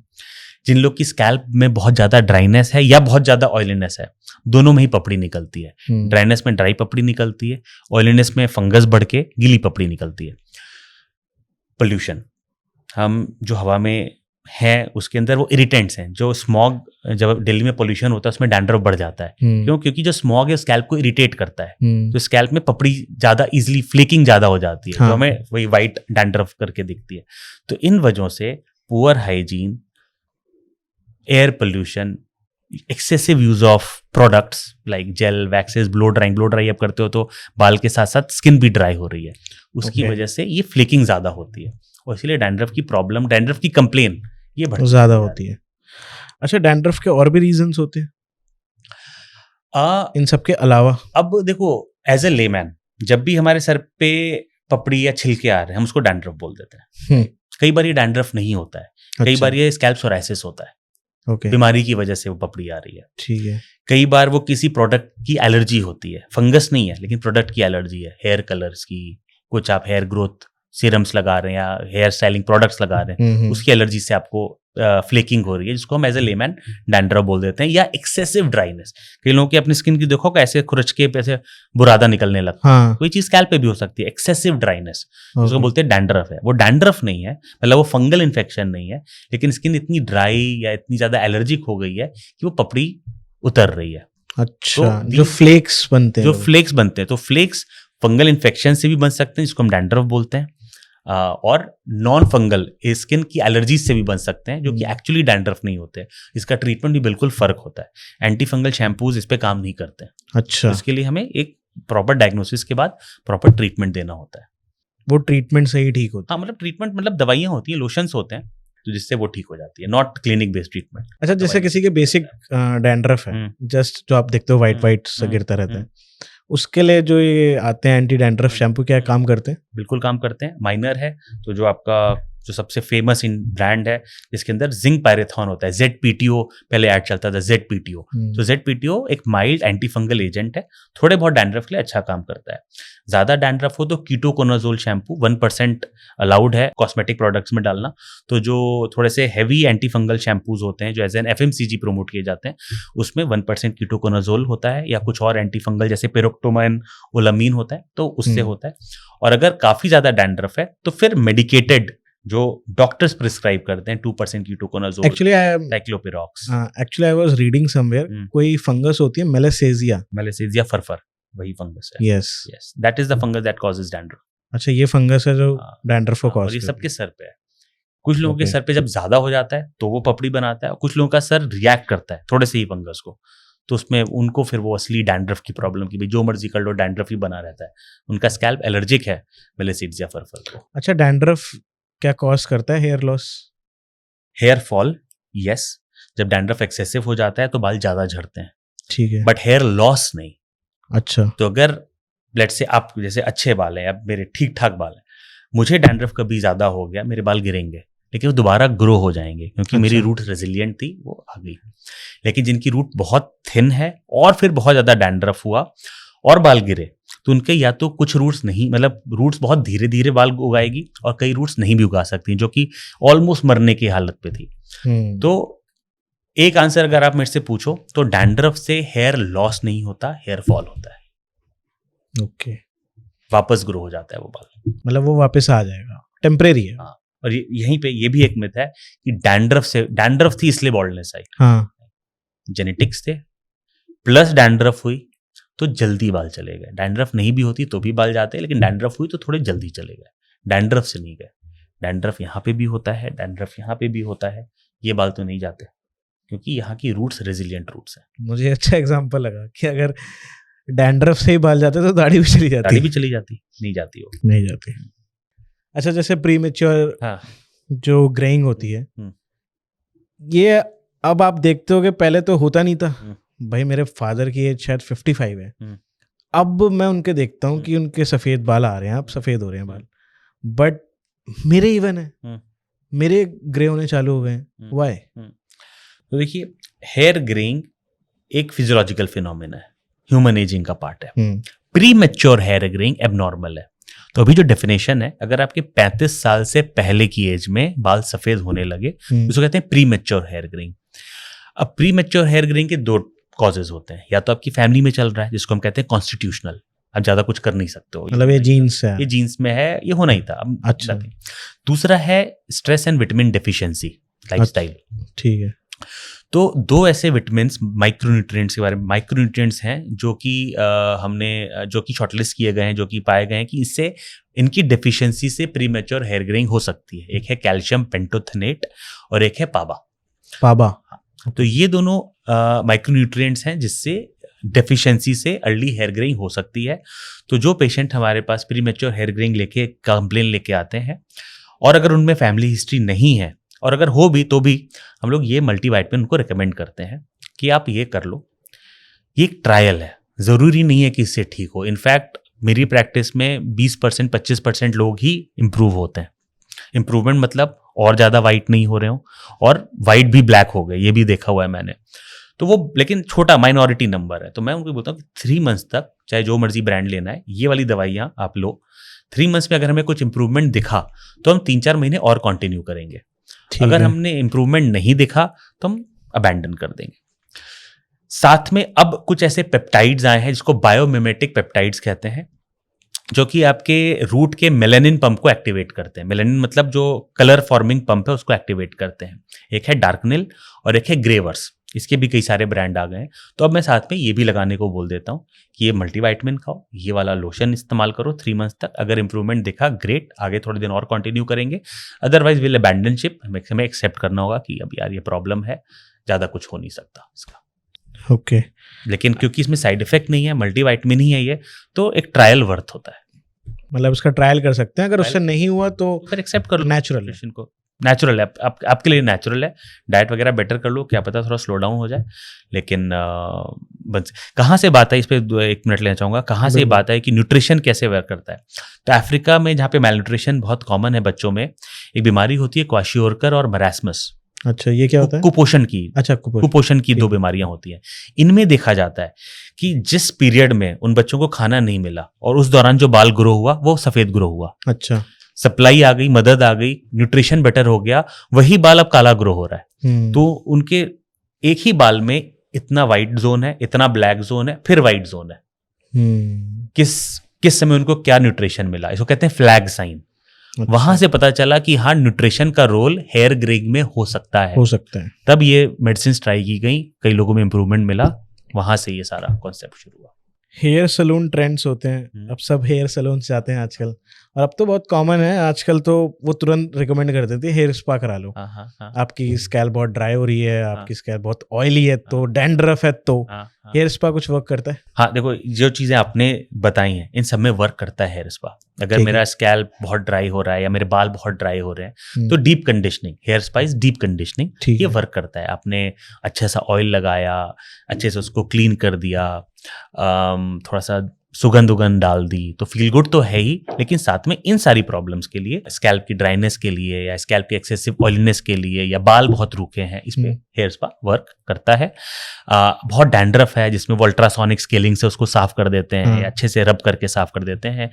ओजोन थेरेपी होती है जो पार्लर करते हैं, ये सब वर्क करता है। okay. जहां क्लेम आ गया, ये कर लो, आपका डैंड्रफ हमेशा के लिए ठीक हो जाएगा, पैसे बन रहे हैं जी। हेयर फॉल हो रहा है, आपके बाल झड़ रहे हैं या आपके बालों में पतलापन आ रहा है, ये हेयर स्पा करा लो, इस वाले से आपका हेयर फॉल ठीक हो जाएगा। ड्रीम सेलिंग हो रही है, झूठ बोला जा रहा है। लेकिन जहाँ पे माइल्ड डैंड्रफ के लिए, हल्की सी चमक के लिए, कंडीशनिंग के लिए यूज हो रहा है, तो ये सही है। ठीक है। केराटिन और लेजर ट्रीटमेंट और बोटॉक्स भी आजकल चल रहा है। तो ये रहा है हेयर बोटॉक्स, राइट। तो इस सब कुछ हेयर स्मूथनिंग है, हेयर रिबॉन्डिंग, एक्सेसिव स्मूथनिंग है। बाकी आजकल सबसे ज्यादा पॉपुलर है केराटिन, तो हेयर केराटिन, हेयर बोटॉक्स, और एक आजकल नया टर्म शुरू हुआ नैनोप्लास्टी। ये सब कुछ हेयर स्मूथनिंग है। हेयर बोटॉक्स में बोटॉक्स इंजेक्शन नहीं है जो हम रिंकल्स के लिए करते हैं, राइट। तो वो नाम इसलिए पड़ गया हेयर बोटॉक्स क्योंकि वो रूखे घुघराले बाल स्मूदन हो जाते हैं, तो हेयर बोटॉक्स। वहां पे कोई बोटॉक्स बॉटुलिनम टॉक्सिन नहीं है, वो केराटिन है जो आपके बालों की लेंथ पे लगा के उसको स्मूथ किया जा रहा है, स्मूथनिंग के लिए। नैनोप्लास्टी नाम मुझे बड़ा ट्रैक कर रहा है। एक पेशेंट ने बहुत ऐसे दूसरा भाई नैनोप्लास्टी क्लिनिक में होती है क्या, सुन के लगा कोई सर्जरी है नैनोप्लास्टी। नैनोप्लास्टी तो कभी सुना नहीं, नैनोप्लास्टी मैंने पढ़ा। तो नैनोप्लास्टी इज केराटिन ट्रीटमेंट। हाँ, तो nanoplasty is not a surgery, it's not a medical treatment, it's keratin smoothening done in parlours. तो ये सारी चीजें, आपके बालों में रफनेस है, चमक नहीं है, जिसको बोलते हैं ना लाइफलेस झाड़ू जैसे बाल, फ्रिजी हेयर, वो आप 5-6 महीने, अगर आपको नीड लगती है उसकी, देखो आइडियल है कि मत कराओ, लेकिन अगर नीड लगती है, आपको सुंदर तो दिखते ही है बाल, तो 5-6 महीने में एक बार कराने में इतना मेजर नुकसान नहीं है। बट जस्ट इनसे स्मूथनिंग इफेक्ट आता है, शाइनी इफेक्ट आता है। ये हेयर लॉस ट्रीटमेंट्स नहीं है, ये शाइनिंग इफेक्ट आता है, आपके बाल खूबसूरत दिखते हैं। उसका डाउन साइड क्या है, अभी कुछ ऐसी रिपोर्ट्स, मेडिकल रिपोर्ट सामने आई हैं कि हेयर केराटिन में जो केमिकल यूज होता है और ब्लैडर एंड किडनी कैंसर, उसमें लिंक पाया गया है। अब ये वही बात है कि भाई एरोप्लेन में बैठे और क्रैश हो गया, बैड लक है। इतना अभी नहीं कहूँगा कि केराटिन कराने से ब्लैडर कैंसर बढ़ जाता है या किडनी कैंसर बढ़ जाता है, लेकिन जस्ट फॉर इंफॉर्मेशन ऐसी भी स्टडीज आई हैं जिसमें देखा गया है। केराटिन को तो आपको पता होगा कि वो तो प्रोटीन सोर्स करके बेचते हैं ना, कि प्रोटीन सोर्स है तो बालों के लिए। नहीं, उसमें केमिकल लग रहे हैं, वो सब कुछ प्रॉपर लग रहा है, ऐसा कुछ नहीं कि बड़ा अच्छा प्रोटीन कुछ जा रहा है तो केमिकल ही, तभी वो बालों में स्मूथनिंग दे रहा है, जस्ट फॉर एक स्मूथनिंग इफेक्ट के लिए है। And I would say reasonably safe है, मतलब ऐसा नहीं है कि जहर वहर नहीं है, वो की कराओ तो कुछ प्रॉब्लम हो जाएगी। बट इसके अपोजिट भी ट्रीटमेंट होते हैं, जैसे रिबॉन्डिंग वगैरह। रिबॉन्डिंग तो वर्स्ट है, तो आजकल इसलिए आप देखो कि पहले बहुत ट्रेंड चला था रीबॉन्डिंग और पॉमिंग का, अब कहाँ कोई करवाता है। क्योंकि रीबॉन्डिंग में जैसा नाम ही जो सजेस्ट करना है, रीबॉन्डिंग हमारे बालों के शाफ्ट में जो ये जो हेयर है इसमें सल्फर बॉन्ड्स, हाइड्रोजन बॉन्ड्स होते हैं। रीबॉन्डिंग मतलब वो बॉन्ड टूट के फिर से बनाए जा रहे हैं, तभी वो बाल सीधा, घुंघराला बाल परमानेंटली सीधा हो रहा है। तो ये वर्स्ट चीज है, सबसे ज्यादा हार्श चीज है जो आप अपने बालों के साथ कर सकते हो। और बहुत सारे पेशेंट्स हेयर रिबॉन्डिंग के बाद हेयर फॉल लेकर, परमानेंट हेयर डैमेज लेकर, लड़कों का तो मुझे नहीं पता, बट लड़कियां आपने देखा होगा बहुत ज्यादा आजकल ट्रेंड में है दैट रिबॉन्डिंग एंड केराटिन। अगर आप पूछो अपने मतलब फीमेल ऑडियंस का एक पोल कर लो, रिबॉन्डिंग बहुत कम हो गया पार्लर्स में। अब सब कुछ माइल्डर केमिकल जो कि केराटिन और ये हेयर बोटॉक्स और नैनोप्लास्टी इस पे आ गए। रिबॉन्डिंग अब ज़्यादा ना पार्लर वाले रिकमेंड करते हैं ना जनता करवाना चाहती है, क्योंकि सबको पता है कि this is too harsh a treatment for your hair. While listening to nanoplasticity, बड़ा मेडिकल टर्म लगता है। कई बार पेशेंट ने पूछा, मैंने नैनोप्लास्टी तो कोई सर्जरी आ गई यार, हमें कैसे नहीं पता ये क्या हो रहा है। तो अच्छा, जैसे कुछ मार्केटिंग स्कैम और भी होते हैं, अब मैं पूछना चाहूंगा ये ट्रू है या गलत है। डमा रोलर बहुत ज्यादा यूज होता है। अभी मेरा एक फ्रेंड है, उसके ना पीछे क्राउन पे लॉस होना स्टार्ट हुआ, तो मैंने देखा वो उसने डर्मा रोलर कर, वो बता रहा था कि मैं तो डर्मा रोलर यूज कर रहा हूँ, सारी वर्क करता है। हाँ, तो अगेन वर्क करता है, यूजलेस नहीं है, बहुत माइनर लेवल पे वर्क करता है। डर्मा रोलर का क्या काम है, नीडल्स हैं बहुत सारी, आप चलाते हो ब्लड फ्लो बढ़ाने के लिए। प्लस अगर आप कोई सीरम या anti hair loss lotion use कर रहे हो तो उसके पेनिट्रेशन को बेटर करने के लिए डर्मा रोलर करना है। प्रॉब्लम कहाँ है, जो आप यूट्यूब पे जो वायरल वीडियोस हैं, हेयरलाइन पे रगड़ रहे हैं, खून निकाल रहे हैं, आप डैमेज ज्यादा कर रहे हो। जो हेयरलाइन पीछे चल के, जैसे मैंने बताया, इरिवर्सिबल है, बाल नहीं आएंगे वहां पे। ठीक है, आप मिनोक्सिल वगैरह लगाओगे डर्मा के साथ तो रोए आ जाएंगे, बाल नहीं आएंगे। लेकिन आप जो इतना तेज रगड़ देते हो, आपकी स्किन को खरोच के स्कारिंग कर देते हो। तो हमने बहुत ज्यादा खराब केसेस देखे हैं जो डर्मा लोग गलत तरीके से इस्तेमाल करते हैं कि भाई घिस देंगे, पेन लेके खून निकाल देंगे तो ज्यादा अच्छा रिजल्ट। वो सोचते हैं जितना डीप जाओ उतना अच्छा है। ऐसा नहीं है, ऐसा नहीं है। कंट्रोल ट्रॉमा, तो that's the correct word, control trauma होना चाहिए। हल्के सा गुलाबी कलर या माइनर ब्लीडिंग पॉइंट दिखने चाहिए, ये एंड स्टेज है। लहू लुहान नहीं करना है, स्किन को खरोचना नहीं है, उससे और डैमेज ज्यादा कर देगा। उनको लगता है वो डीप पेनिट्रेशन हो जाएगी, होगा तो और अच्छा वो होगा नहीं। प्लस लोग उसको बार बार यूज करते हैं, एक ही डर्मा को 7-8 महीनों तक यूज करते हैं, जिससे वो स्किन को और ज्यादा स्क्रैप करता है, इन्फेक्शन होने के चांसेस होते हैं, क्योंकि बैक्टीरिया तो अट्रैक्ट हो ही रहा है। और आपके घर में तो डिसइंफेक्टेंट ऑटोक्लेविंग तो है नहीं, राइट। तो आप सिर्फ डिटॉल में डिप करके या किसी स्पिरिट में ड्रिप करके आप उसको 100% किल नहीं कर सकते हो, राइट। तो और मैंने एक पेशेंट मेरा बड़ा मुझे बताना चाहूँगा, मैं होता कि डर्मा रोलर कर रहे हो, करो उसको डिसइंफेक्ट कर लेना, उसको गर्म पानी से धो के थोड़ा सा डिटॉल से थोड़ा सा डिसइंफेक्ट कर लेना। उन्होंने भाई साहब ने फ्लोर क्लीनर से, डॉक्टर साहब एलर्जी लेके आए, मैंने बोला ये क्या हुआ, कैसे हो गया? मैंने पूछा क्या कुछ लगाया है? तो मैंने आपने बोला था डिसइंफेक्टेंट कर लेना, तो मैंने फ्लोर क्लीनर से लाइजॉल से मैंने उसको वो करके, मैंने बोला यार ऐसे नहीं यार, आपकी स्किन है, फ्लोर थोड़ी है। तो इसलिए डर्मा रोलर को यूज करने का भी तरीका होता है, भाई जेंटल रहना है, क्लीन रहना है और चेंज करते रहना है डर्मा रोलर को। अगेन मैं डर्मा रोलर ना बनाता हूँ ना बेचता हूँ, आपके फायदे के लिए कह रहा हूँ कि डर्मा रोलर जैसे ही ब्लंट हो जाता है वो रोल अच्छे से नहीं होता, फिर आपकी स्किन को वो खरोचेगा और स्कारिंग करेगा और डैमेज कर देगा वो। तो सही तरीके से आप डर्मा रोलर करिए, आपको थोड़ा बहुत बेनिफिट मिलेगा। ओके, काफी सारे ऑयल्स बहुत फेमस हैं। ऑयल छोड़ो, पहले एक चीज पे मैं बात करना चाहूंगा, दैट इज आप देखते होगे आजकल रील्स पे बहुत लोग वायरल है, जो उनके पास ना कुछ यूनिक पेस्ट है, जो वो लाइन लगती है एंड वो आपके सर पे लगा देते हैं, एंड उनके बहुत बड़े बड़े क्लेम्स हैं कि बॉल्डनेस हो, कुछ भी हो, वी कैन गारंटी कि आपका होगा ही होगा। वो क्या है जो वायरल हुए थे ये? तो मेरे पास आज तक की टीम आई थी कि भाई क्या हो रहा है, तो मैंने उनको बताया था कि भाई ये जो चीज़ है ये केमिकल होता है जो हम बहुत पहले यूज़ करते थे, कॉन्टैक्ट इम्यूनोथेरेपी। अच्छा। हेयर लॉस के बड़े सारे कॉजेज होते हैं, एक कॉज होता है एलोपेशिया एरियाटा। अच्छा। बीमारी होती है कि आपके जगह जगह से ऐसे चकत्ते से बाल चले जाते हैं। हाँ। तो वहां पे एक कॉन्टैक्ट थेरेपी का केमिकल, जिसको आप एक मेडिकल ग्रेड एसिड बोल सकते हो, अच्छा, वो लगाया जाता था, जिससे एक इरिटेशन हो, एलर्जी डेवलप हो, और उस एलर्जी डेवलप होने से जो बैड सेल्स होते हैं जिसकी वजह से एलोपेशिया एरियाटा हो रहा है वो दब जाता है और आपके हेयर ग्रोथ आ जाती है। बट ये मेडिकल ग्रेड एसिड है, बड़े सारे रिएक्शन ये सब होते थे। अब बहुत बेटर ट्रीटमेंट आ गए उसके लिए, बहुत ज्यादा बेटर ट्रीटमेंट। तो धीरे धीरे ये हमने यूज करना कई सालों से बंद कर दिया। इसी में एक आयुर्वेदिक भी एक लेप आता था जो कि जमालगोटे के बीज से बनता था, सेम कॉन्सेप्ट, भाई कॉन्टैक्ट इम्यूनोथेरेपी, एलोपेशिया एरियाटा के लिए कर रहे हैं। तो भाई साहब ने देखा होगा कि भाई कहीं उनके उस्ताद वगैरह ने यूज किया होगा, एलोपेशिया एरियाटा में बाल आ जाते हैं उससे।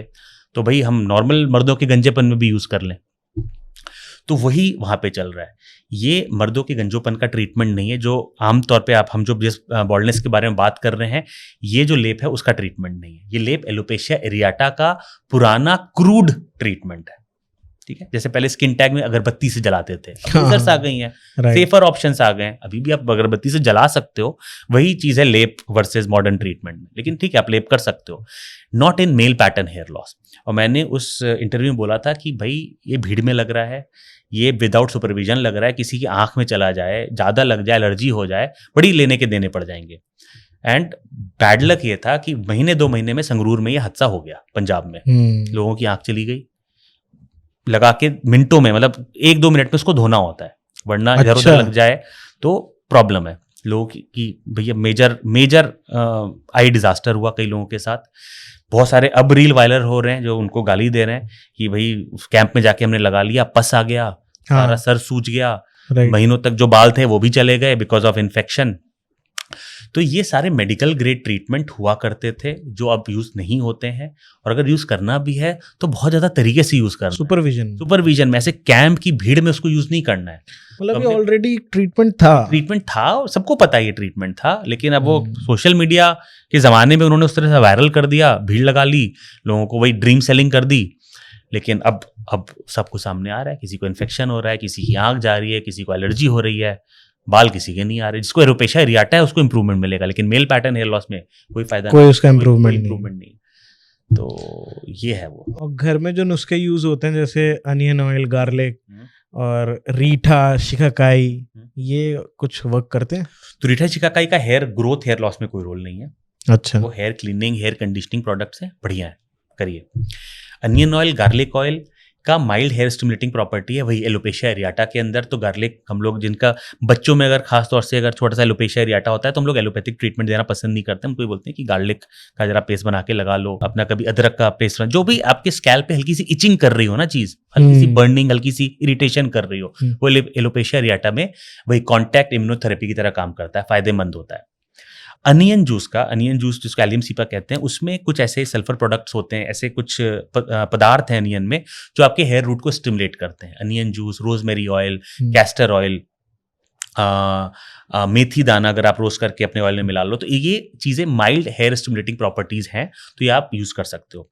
अनियन जूस में लोगों को एडवाइस भी करता हूँ, जो करना चाहते हैं उनको मैं रोकता भी नहीं हूँ कि आप हफ्ते में 1 से 2 बार 20-25 मिनट के लिए घर में खुद फ्रेश बनाए हुआ अनियन जूस लगा लो, नहीं बना पा रहे हो तो अनियन ऑयल लगा लो आधे घंटे के लिए, और फिर उसको वॉश कर लो। तो इससे आपका माइल्ड इंप्रूवमेंट आपको मिल सकता है। मतलब ये काम करता है? हाँ, ये आप कर सकते हो। ये मिथ नहीं है, या ये मिथ वाला पार्ट नहीं। ओके, अच्छा, जैसे फ्री फ्रॉम आजकल केमिकल भी चल रहा है, पैराबेन, सल्फेट, और इस पे बहुत ज्यादा बात होती है, मतलब क्योंकि इसको ही मार्केटिंग करके आजकल ज्यादातर प्रोडक्ट्स बेचे जाते हैं। क्या बहुत ज्यादा हार्मफुल होता है कि सल्फेट एंड पैराबेन? नहीं, सो ये पैराबेन की बारे में, तो paraben is the safest preservative. It is the safest, मतलब आइडियल है प्रिजर्वेटिव ना यूज किया जाए, बट अगर प्रिजर्वेटिव यूज करना है तो पैराबेन इज द सेफेस्ट। कहते हैं तो कैंसर कॉजिंग एजेंट है, लीस्ट कैंसर कॉजिंग है, लेकिन जितने भी प्रिजर्वेटिव हैं उसमें से लीस्ट सेफेस्ट है, आइडियल है पैराबेन फ्री। ठीक है, क्वेश्चन ये है कि कितनी देर तक लगा रहे हो आप। अब शैम्पू लगा के 4 दिन तक तो छोड़ नहीं रहे हो, 2 दिन में 30 सेकंड में धो लेते हो, बिल्कुल, तो इतना प्रॉब्लम नहीं है। ह्यूज डिफरेंस है paraben free versus with paraben में, ह्यूज डिफरेंस नहीं है, कॉस्ट जस्टिफिकेशन वाला डिफरेंस नहीं है। प्लस सल्फेट फ्री बहुत ही ओवर हाइप्ड चीज है। किसको सल्फेट फ्री शैम्पू यूज करना चाहिए? अगर आपके स्कैल्प बहुत ड्राई है, बाल बहुत फ्रिजी होते हैं, बहुत ड्राई हैं, एलर्जिक स्कैल्प है, तो आपको सल्फेट फ्री शैम्पू यूज करना है। अदरवाइज सल्फेट वाले में भी कोई खास प्रॉब्लम नहीं है। इनफैक्ट अगर आप दिल्ली में जून में बैठे हैं, जब खूब पसीना आ रहा है, आपका स्कैल्प ऑयली है, तो सल्फेट फ्री इतना क्लीन ही नहीं कर पाएगा। अब सल्फेट वाला शैम्पू जो झाग बना रहा है प्रॉपर, उसको यूज कर सकते हैं प्रॉपर क्लेंजिंग के लिए। लेकिन अगर आप इस हैबिट में कि आपको बहुत फ्रीक्वेंटली हेड वॉश करते हैं, हर दिन हेड वॉश करते हैं, तो मैं कहूँगा तो फिर सल्फेट फ्री यूज कर लो, क्योंकि ज़्यादा सल्फेट वाले यूज करने से बाल ड्राई हो जाएंगे, स्कैल्प ड्राई हो जाएगा। तो sulphate free shampoo problem use कर लो। तो इट्स नॉट दैट सल्फेट वाला जहर है और सल्फेट फ्री वाला तो बिल्कुल अमृत है, ऐसा नहीं है। माइनर डिफरेंस है दोनों में। अच्छा, जैसे सप्लीमेंट्स भी आजकल बहुत बिकते हैं। आजकल आपने बताया ना, बहुत सारी कंपनीज हैं जो आजकल सब हेयर ग्रोथ एंड उसके लिए बहुत सप्लीमेंट्स बना रही है. Big time. बायोटीन हम्म. के सप्लीमेंट्स आते हैं, गमीज आपने देखा होगा, और आजकल वो ड्रिंकिंग में भी बना रहे हैं कि पाउच खोला, डाला और पी लो. कोलाजन.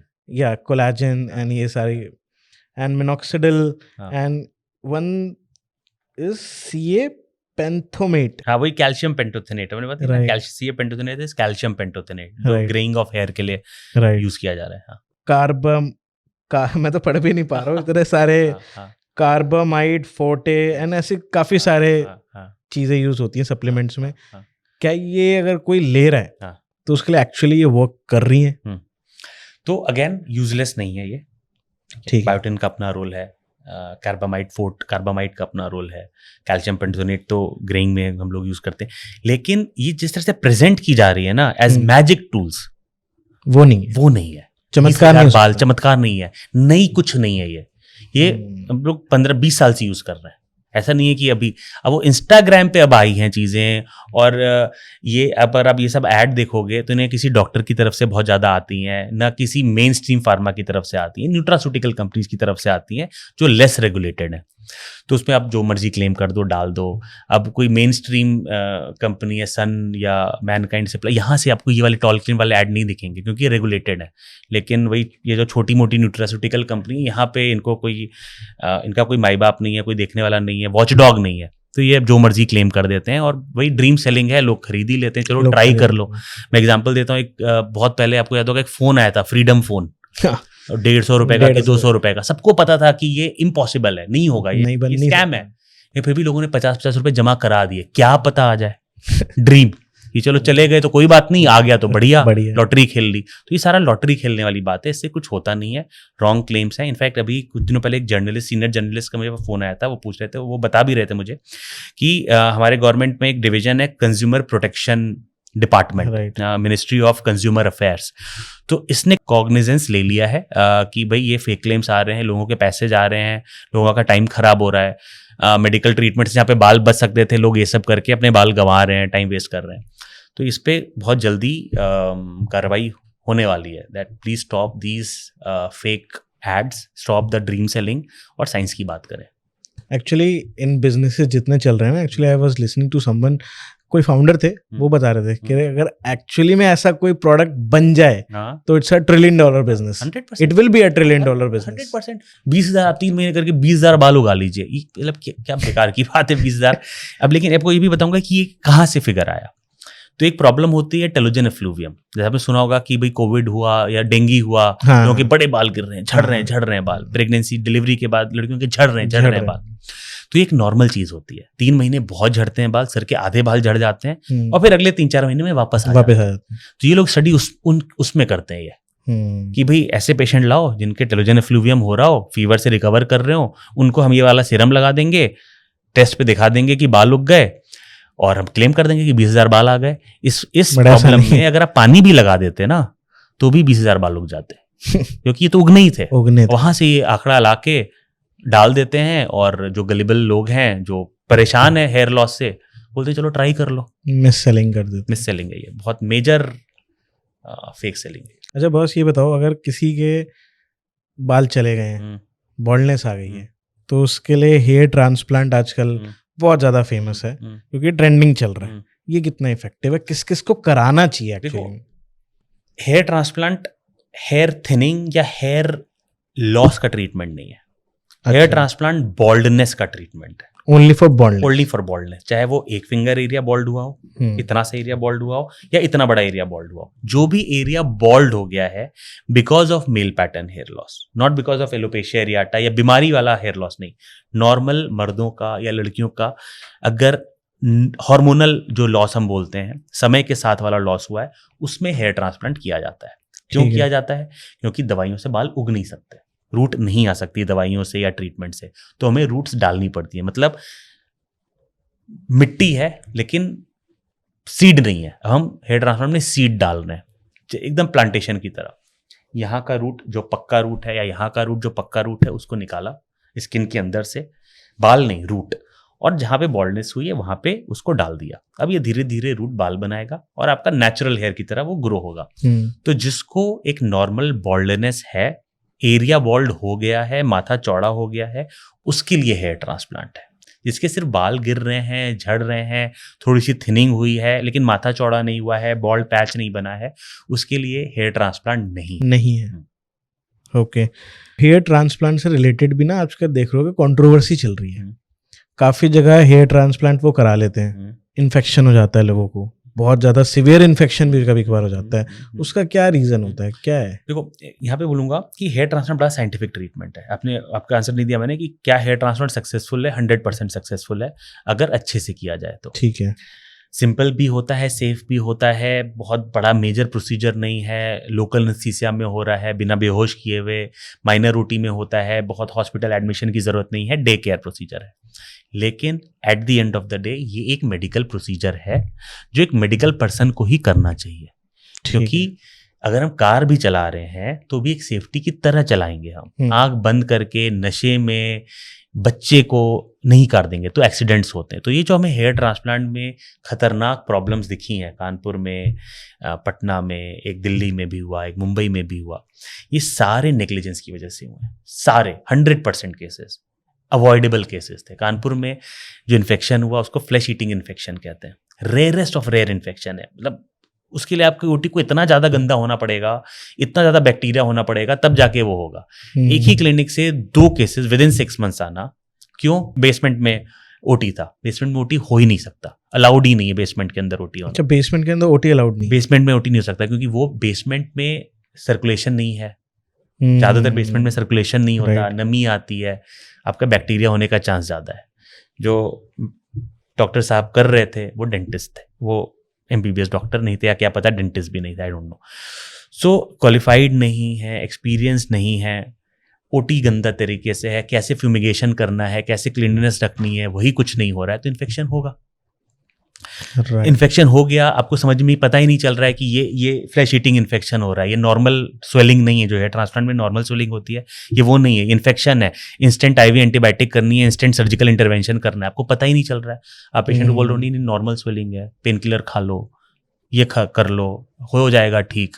आपने आइडेंटिफाई ही नहीं किया, 3 दिन तक अनट्रीटेड रह गया पेशेंट, इन्फेक्शन अंदर चला गया। ओके। तो ये सारा जो प्रॉब्लम आ रही है, जो कंट्रोवर्सीज आ रही है हेयर ट्रांसप्लांट में, ये सारा अवॉइडेबल है और ये ह्यूमन एरर है। ये चांस की बात भी नहीं है। Hair transplant is like driving. अगर मैं आपसे पूछूं क्या ड्राइविंग सेफ है, अब बोलोगे हाँ सेफ है, लेकिन नहीं, एक्सीडेंट तो बहुत होते हैं। क्यों एक्सीडेंट होते हैं? क्योंकि ट्रेन चाहे चलाने वाले की या कोई सामने वाले की गलती है। आप मोबाइल पे बात करते करते चला रहे हो, आप नशे में कार चला रहे हो, बच्चों को लोग दे देते हैं, जो अपने बच्चे अनलाइसेंस्ड बच्चे कार चला रहे हैं, जो घबरा जाते हैं, एक्सीलेटर पे ज़्यादा चला जाता है। ये प्रॉब्लम है, नॉट द प्रोसीजर। तो अगर एक्सपर्ट हैंड में, क्यों जो एक तो लाखों करोड़ों हेयर ट्रांसप्लांट हुए हैं, क्यों हैंडफुल 10-12 केसेस सामने आए? क्योंकि रेयर है। क्यों ये सारे जो केसेस सामने आए हैं सारे नॉन डॉक्टर क्लिनिक में आए हैं? क्योंकि यहाँ पे नेग्लिजेंस है। आइडेंटिफाई नहीं कर पा रहे हो कि ये प्रॉब्लम है, प्रॉब्लम हो रही है, उसके बाद आपको पता ही नहीं चल रहा है कि, आपको पता ही नहीं कि फ्यूमिगेशन नाम की कोई चीज़ होती है, ओटी को कैसे क्लीन किया जाता है, you don't have a clue. ये इन्फेक्शन को कैसे आइडेंटिफाई किया जाता है, ये नॉर्मल नहीं एबनॉर्मल है, आपको पता ही नहीं है। How will you treat it? यहाँ से प्रॉब्लम आती है। बट हेयर ट्रांसप्लांट में कोई दिक्कत नहीं। Hair transplant skin deep treatment है। ना बेहोश हो, सिर्फ सुनकर, जैसे डेंटल प्रोसीजर्स होते हैं ना, सुन करके ऊपर से होते हैं, हेयर ट्रांसप्लांट वैसे ही है। अगर अब मुझे पता ही नहीं एनेस्थीसिया देना कहाँ है, एनेस्थीसिया देने के लिए हमें सबसे एक मतलब हमारे स्पाइनल लेवल पे होता है कि पहले हमें विड्रॉ करना है, हमें पता करना है कि भाई ब्लड वेसल में तो हम नहीं है, लेकिन आपको ये स्टेप ही नहीं पता कि ऐसा करना होता है। आपने सीधा ऐसे डाल दिया एनेस्थीसिया, ब्लड सीधा ब्लड में डाल दिया एनेस्थीसिया, तो प्रॉब्लम कॉम्प्लिकेशन आने के चांसेस बढ़ जाते हैं। तो आप किससे करा रहे हैं, ये भी बहुत इंपॉर्टेंट है। करा रहे हैं, कहाँ करा रहे हैं? अगर आप मुझे बोलोगे अभी कि यहाँ कर दो हेयर ट्रांसप्लांट, हो सकता है हेयर ट्रांसप्लांट यहाँ पे इस टेबल पे हो सकता है हेयर ट्रांसप्लांट, इस लाइट के अंदर पॉसिबल है हेयर ट्रांसप्लांट, लेकिन क्या वो रिस्की नहीं होगा? वो बिल्कुल, मैं ही कर रहा हूँ, लेकिन वो रिस्की होगा। मैं गलत जगह वो ट्रांसप्लांट कर रहा हूँ। या आपको मैं बोल दूँ चलो मेरे क्लिनिक में आके साफ ओटी, बेस्ट ओटी में आप ट्रांसप्लांट कर दो, नहीं कर सकते हो आप ट्रांसप्लांट, आप गलत कर दोगे। अच्छी जगह पे अच्छा बंदा जब ट्रांसप्लांट करेगा तभी रिजल्ट भी अच्छा आएगा और तभी सेफ्टी भी अच्छी आएगी। ये बहुत इंपॉर्टेंट है। तो पहली बात तो डॉक्टर से कराएं। सबसे पहले आपको देखना भाई डॉक्टर कर रहा हो, ये बड़ा कॉमन हो गया है इंडिया में भी, टर्की में भी, ये डॉक्टर है ही नहीं। आजकल एक और फैशन चल रहा है, पहले ना ये मेडिकल क्लिनिक्स होते थे जो मेडिकल प्रोसीजर्स करते थे, जैसे आपने फेस पे भी देखा होगा बोटॉक्स, ये सब चीजें होती हैं। पर आजकल क्या है, वो कॉस्मेटिक क्लिनिक्स आपने देखा है, बिल्कुल, और उधर भी ये सारी चीजें होती हैं। वो भी सफेद कोट पहनते हैं एंड वो आपका ट्रांसप्लांट कर रहे हैं, आपको लग रहा है आप डॉक्टर से करा रहे हो, बट वो कॉस्मेटिक ट्रीटमेंट के लिए है, नॉट फॉर हेयर ट्रांसप्लांट। यहीं पे वर्ड आ गया आजकल, कॉस्मेटोलॉजिस्ट। कॉस्मेटोलॉजिस्ट कौन होते हैं? कॉस्मेटोलॉजिस्ट आर जो ब्यूटी पार्लर में जो लोग काम कर रहे हैं, दे आर कॉस्मेटोलॉजिस्ट। आपका मेकअप कर रहे हैं, आपका फेशियल कर रहे हैं, these are cosmetologist. We are dermatologist, right, और we are aesthetic physicians. Right. ठीक है, हम डर्मेटोलॉजिस्ट हैं, हम बीमारी भी देख रहे हैं लेकिन आपकी ब्यूटी के लिए भी देख रहे हैं। Right. तो अगर आपको फिलर करना है या बोटॉक्स करना है, लेजर करना है, ये कॉस्मेटोलॉजिस्ट नहीं करते हैं, ये डर्मेटोलॉजिस्ट। डर्मेटोलॉजिस्ट करेगा। हमें साइंस पता है, हमें कहाँ पे क्या टूल यूज करना है, उसके क्या प्रॉब्लम आ सकते हैं, उस प्रॉब्लम को आइडेंटिफाई करके कैसे उसको रेक्टिफाई करना है, ये हमें पता है। तो वो ये डिफरेंस जनता को भी पता होना चाहिए कि क्या है कॉस्मेटोलॉजिस्ट, क्या है डर्मेटोलॉजिस्ट, क्या है एस्थेटिक फिजिशियन, इनका डिमार्केशन क्या है, किसको क्या करना चाहिए। ये सारी चीज़ों के रूल्स लेड हैं, वो फॉलो नहीं होते वो अलग बात है, लेकिन इसकी गाइडलाइंस बनी हुई है। बट ये आपको देख के करना चाहिए। अब देखो, अब आइडियली तो ये है कि भाई जिसको नहीं आता वो ना करे, लेकिन अब मतलब आइडियल क्या है, मैं घर को खुला छोड़ के जाऊं, मेरे घर में चोरी ना हो, ये आइडियल समाज है। लेकिन जब तक वो समाज आइडियल नहीं हो जाता है तब तक घर पे ताला डालना मेरी रिस्पॉन्सिबिलिटी जरूरी है।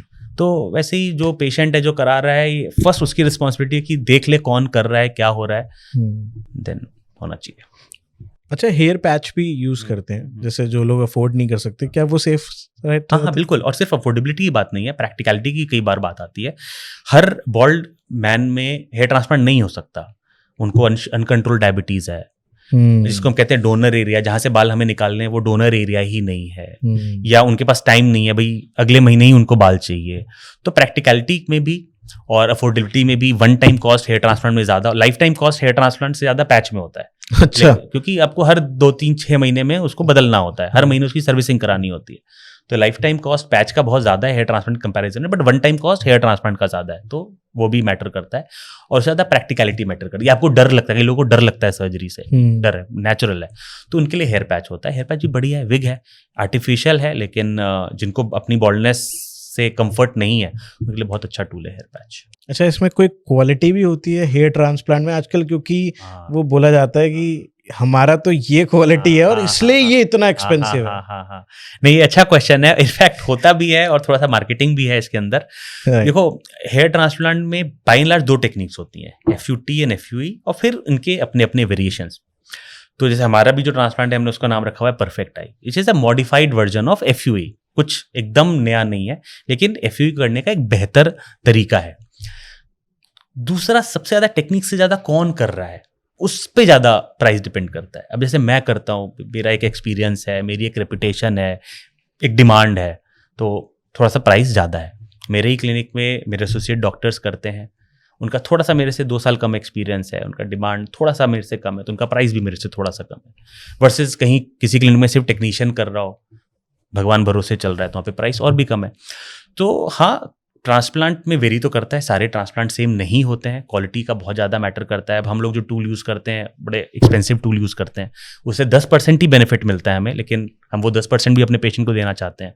मैं उसको मतलब कई जगह सस्ते भी आप कर सकते हो, बहुत ज़्यादा कॉस्ट आप कम कर सकते हो, लेकिन वो आप 10% लूज़ कर दोगे वो। तो डिफरेंस तो है हेयर ट्रांसप्लांट में, लेकिन मार्केटिंग भी थोड़ी सी आ गई है इसके अंदर कि ये हमारा बिल्कुल एक बड़ा है सफायर FUE, सफायर FUE करते हैं भाई। अच्छे क्लिनिक सारे सफायर FUE करते हैं भाई, वो एक टूल होता है, वो टूल मैंने यूज़ करके टेक्निक थोड़ी बदल दी। तो अब चीज़ वही है, ठीक है। मैं बेस्ट क्लिनिक हो तो मैं बेस्ट टूल यूज़ करता हूँ, 10 और क्लिनिक वही टूल यूज़ करते हैं, तो इसलिए मेरी टेक्निक नई थोड़ी हो गई। नहीं, मैं आपसे इसलिए पूछ रहा था क्योंकि कुछ लोग बहुत ज्यादा ही चार्ज करते हैं उसको। हाँ, तो वही यहाँ पे हो ना सफायर FUE, भाई हम सफायर FUE यूज करते हैं, इसलिए हमारा ट्रिपल कॉस्ट। सब ही सफायर FUE यूज करते हैं। इनफैक्ट हमारी जो सोसाइटी है ISHRS, हम लोग ऐसे जैसे कोई जो बिल्डर रेरा के मेंबर्स होते हैं, तो वो एक अननेसेसरी क्लेम नहीं कर सकते। हम लोग ISHRS के मेंबर्स हैं, हम ये सब जबरदस्ती वाले क्लेम नहीं कर सकते। जी सफायर FUE ये कोई नई टेक्निक नहीं है, ये normal technique with a different tool है, और सब यही टूल यूज करते हैं। Words like scarless, painless, guaranteed treatment, no scar and lifetime guarantee, ISHRS members ये टर्म यूज कर ही नहीं सकते। हम अलाउड ही नहीं है। हमें अलाउड ही नहीं है सब टर्म यूज करना, these are non scientific terms. लेकिन वही जो चेन क्लिनिक्स हैं या जहाँ पे डॉक्टर नहीं है, जो ICH मेंबर नहीं है, वो जी खुलेआम स्कारलेस पेनलेस, वो हम लोग यूज नहीं कर सकते वो टर्म। और इसकी कोई राइट एज होती है ट्रांसप्लांट की? एज क्राइटेरिया नहीं है, एक अनसेड एक लेट्स से एक गाइडलाइन है 25 ईयर्स, बट वो सारे कॉन्सेप्ट चेंज हो गए हमारे लिए। Extent of baldness and fitness of the patient, यही क्राइटेरिया है। अगर आप 20 साल के हैं और आपका ग्रेड 3 बॉल्डनेस हो गई, आप बॉल्ड दिख रहे हो, तो हाँ आप ट्रांसप्लांट करेंगे। आप अपना यूथ बॉल्डनेस में नहीं गुजारना चाहेंगे, क्योंकि देखो बॉल्डनेस बीमारी नहीं है, इट्स अ सोशल प्रॉब्लम। तो लोग बोलते हैं कि भाई नहीं 40 साल के बाद करना है। 20 से 40 साल अगर आप बॉल्ड रह गए और अगर आपको उसका कंसर्न है, तो आपने अपनी यूथ उस प्रॉब्लम में गुजार दी जिसका सोल्यूशन शायद हो सकता था। तो हमारे लिए एज क्राइटेरिया नहीं है, हमारे लिए क्राइटेरिया है कि क्या वो आपको सोशली इम्पैक्ट कर रहा है, क्या वो इतना ज़्यादा है कि उसमें हम सर्जिकल इंटरवेंशन करें, क्या आपको सर्जिकल इंटरवेंशन से आपकी लाइफ में वैल्यू ऐड होगा। If the answer is yes, then age is not a criteria. But अगर आप 50 ईयर ओल्ड हो और आपका अनकंट्रोल्ड डायबिटीज है, अनकंट्रोल्ड हाइपरटेंशन है, तो नहीं, then even you are 50 years old, you are not the right candidate for hair transplant. आप पहले उस पर वर्क करिए, उसको कंट्रोल करिए, तब होगा आपका ट्रांसप्लांट। तब हो सकता है, अदरवाइज नहीं। अनकंट्रोल्ड डायबिटीज में इन्फेक्शन का रिस्क है, स्लो हीलिंग का रिस्क है, तो क्यों रिस्क लेना है? 6 महीने बाद कर लेंगे, क्या प्रॉब्लम है? इतनी सच, आप एक डॉक्टर हो जी, और इतनी सच्चाई तो ये यहाँ पे आपकी इससे आपत्ति है, तो ये गलत स्टेटमेंट। आप एक डॉक्टर हो तो इतनी डॉक्टर हूँ इसलिए सच्चाई में बात कर रहा हूँ, businessman. People actually don't do that, that's why. देखो दैट इज, अब every profession has black sheep, right? तो आई एम नॉट डिनाइंग कि ऐसे लोग नहीं, ऐसे लोग होंगे, लेकिन 90% सच्चाई बोलेंगे। हल्का सा प्लस माइनस देखो हो सकता है, उसको हम डिफरेंस ऑफ मेडिकल ओपिनियन बोल सकते हैं। एक बार मैं किसी टीवी शो पे गया था, वहाँ पे एक एंकर जो जर्नलिस्ट थे, उन्होंने पूछा कि एक पेशेंट को सामने आए थे। पेशेंट बहुत डॉक्टर को गाली दे रहे थे कि मेरे फादर को हाथ कट गया, डॉक्टर ने तो बोला जी प्लास्टिक सर्जरी होगी और ये इतने पैसे लगेंगे उतने पैसे लगेंगे, हमने तो जी सर्जरी नहीं कराई, उनका हाथ ठीक हो गया। मैंने बोला देखो, अब ये कहने का टर्म है, प्लास्टिक सर्जरी नहीं, उसको स्टिचिंग कहते हैं। आपके फादर को जो हुआ था वो कंट्यूज लैसरेटेड वुंड था, हाथ कट गया था। आप स्टिच नहीं भी कराओगे तो भी हील हो जाएगा, लेकिन दाग के साथ हील होगा, तो ऐसा देर से हील होगा। स्टिच करा लोगे तो बिना दाग के या अच्छे दाग के साथ हील होगा, तो ऐसा नहीं है। तो ये डिफरेंस ऑफ मेडिकल ओपिनियन है। गांव में लोग बोलते थे अरे पट्टी कर लो भर जाएगा, लेकिन अगर दिल्ली में हो, अवेलेबल है प्लास्टिक सर्जन, आप बेटर टाँका लगा लो, आपका जल्दी हील हो जाएगा, इन्फेक्शन का चांस कम होगा। तो यहाँ पे डिफरेंस ऑफ मेडिकल ओपिनियन है, 90% उसी में फॉल करते हैं। 10% अब जिन्होंने बिजनेस ही बना लिया है, तो जैसे मैंने कहा, मैं सच इसलिए बोल रहा हूँ क्योंकि मैं डॉक्टर हूँ, मैं बिजनेसमैन नहीं हूँ। अभी भी मेडिकल काम सेवा है भाई, पैसे कमाने के लिए सब लोग हैं, पैसे तो कमाने ही हैं, लेकिन सेवा के थ्रू कमाने हैं। आपको ठग के नहीं कमाने हैं, आपको गलत राय देके मुझे पैसे नहीं कमाने हैं। ये आपने बहुत सारे सेलिब्रिटीज के साथ काम करा है जी। अच्छा, एक सेलिब्रिटी डॉक्टर, जब वो नाम कैसा लग जाता है ना, सेलिब्रिटी डॉक्टर, कैसा क्या? देखो, इसमें जब हम आपस में अपने डॉक्टर फटी में बात करते हैं तो इसका मजाक उड़ाते हैं, इस टर्म का मजाक उड़ाते हैं हम कि भाई क्या सेलिब्रिटी डॉक्टर है वो। लेकिन जब जैसे आप कोई बोलता है सेलिब्रिटी डॉक्टर आउटर, तो वो भी अच्छा भी लगता है। नहीं, एक्चुअली पेशेंट को भी बड़ा वो होता है कि भाई मैं किससे इलाज कर रहा हूँ, सेलिब्रिटी डॉक्टर है, वो है। देखो अगेन यहाँ पे थोड़ी सी मार्केटिंग आ जाती है। Personally I don't agree with this term celebrity doctor. भाई उनका कोई अलग से तो ट्रीटमेंट, जैसे सहवाग, हमने कोई अलग ट्रीटमेंट तो नहीं किया, वही ट्रीटमेंट किया जो एक आम आदमी का किया। जैसे हमारे जो स्टाफ होते हैं, हम लोग उनका भी फ्री ट्रांसप्लांट कर देते हैं। हमारे जो स्टाफ हैं तो उनका भी वही ट्रांसप्लांट होता है जो वीरेंद्र सहवाग का हुआ। बट अब क्योंकि वो सेलिब्रिटी थे, बाय गॉड्स ग्रेस वो मेरे पेशेंट बन गए, तो हम सेलिब्रिटी डॉक्टर बन गए। लेकिन ऐसा कोई डिफरेंस नहीं है एक सेलिब्रिटी डॉक्टर एक नॉन सेलिब्रिटी डॉक्टर में। लेकिन हाँ, सुन के अच्छा लगता है। और जैसे आपने रही कि हमारे पेशेंट को भी अच्छा लगता है कि भाई मैं उनसे सर्जरी करा रहा हूँ जिसने, वीरेंद्र सहवाग ने या मैथ्यू हेडन ने, इन्होंने, मैरी कॉम ने जिसने ट्रांसप्लांट कराया था, उससे मैं अपना ट्रांसप्लांट या अपना इलाज करा रहा हूँ। तो it's a matter of like pride for them, which is like good. I am grateful for that. But हमारे डॉक्टर फ्रेटर्निटी में तो इस टर्म का बहुत मजाक उड़ाया जाता है कि सेलिब्रिटी लोग टांग खींचते हैं कि अरे सेलिब्रिटी सर्जन बोल रहे हो। मैंने बोला वही ठीक है, ऐसे ही है। अच्छा, आप मुझे एक चीज बताइए, कोई आपकी तरफ से एडवाइस लोगों के लिए, यूथ के लिए, क्योंकि आप भी you are a part of youth and बहुत सारे लोग इस पॉडकास्ट को देखेंगे, बहुत सारे लोग बहुत वरीड हैं अपनी हेयर को ही लेके, उनको हर समय एक चीज़ रहती है कि मैं बॉल्ड हो रहा हूँ, मेरे हेयर थिनिंग हो रही है, मैं कॉलेज जा रहा हूँ, बेइज्जती होगी, लड़कियाँ कैसे बिहेव करेंगी मेरे साथ, उनके लिए कोई एडवाइस? देखो, तो ये बड़ा अच्छा क्वेश्चन अपने, मतलब thank you for giving me this opportunity.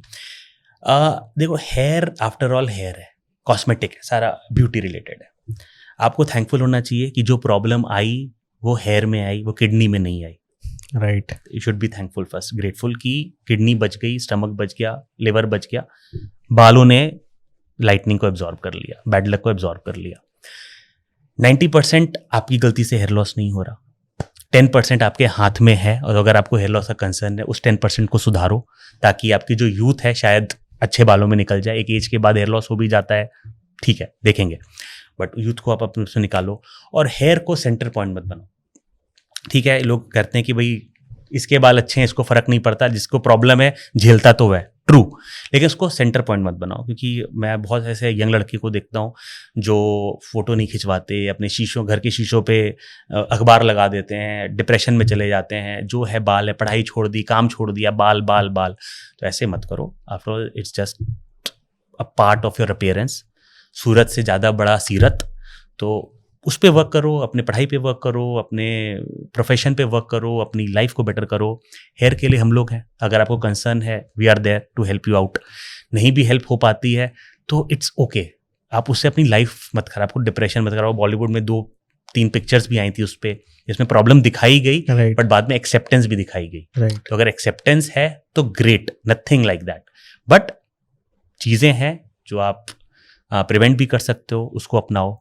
Problem आ गई तो उसको ट्रीट भी कर सकते हो, उसको करो, बट उसके ऊपर बस डिप्रेशन मत जाओ, उसके ऊपर रोते मत रहो। इफ़ यू फील कि this is a matter of concern for you, act on it. There are ways जिससे आप उसको बेटर कर सकते हो, उससे बच सकते हो। चपेट में आ गए तो उससे निकल भी सकते हो बस। लेकिन हाय बाल हाय बाल हाय बाल, ये एक्चुअली मैं इसलिए आपसे जस्ट पूछ रहा था, ये मैंने एडवाइस क्यों मांगी आपसे, क्योंकि देखो यूथ रहते हैं तो हमें अपीयरेंस का बड़ा वो कंसर्न रहता है, मेरे को भी रहता है, सबको रहता है। अब ऐसा कोई नहीं है जिसको अपीयरेंस का कंसर्न ना हो, बट एक्चुअली होता क्या है, आप देखते हो कि लोग आजकल 7 स्टेप्स 12 स्टेप्स रूटीन कर रहे हैं, स्किन का ही कर रहे हैं, एंड कुछ लोग अपना वो हेयर पे ही लगे हुए हैं, वो मास्क भी दिन में लगा रहे हैं, रात में सिरम लगा रहे हैं, मतलब they are wasting their time. 24 घंटे उसी की तरफ ध्यान है, एंड वो उतना बड़ा शायद लाइफ में इम्पैक्ट दे ना दे जितना आपका प्रोफेशन, करियर, बिल्कुल, ये आपकी मेहनत दे देगी अलग क्षेत्रों में। करेक्ट। और बाकी आपने जैसे बताया उसके लिए डॉक्टर्स हैं, आप हो। वही है। तो इसमें कि जैसे internet is gold mine of information, but filter out करो।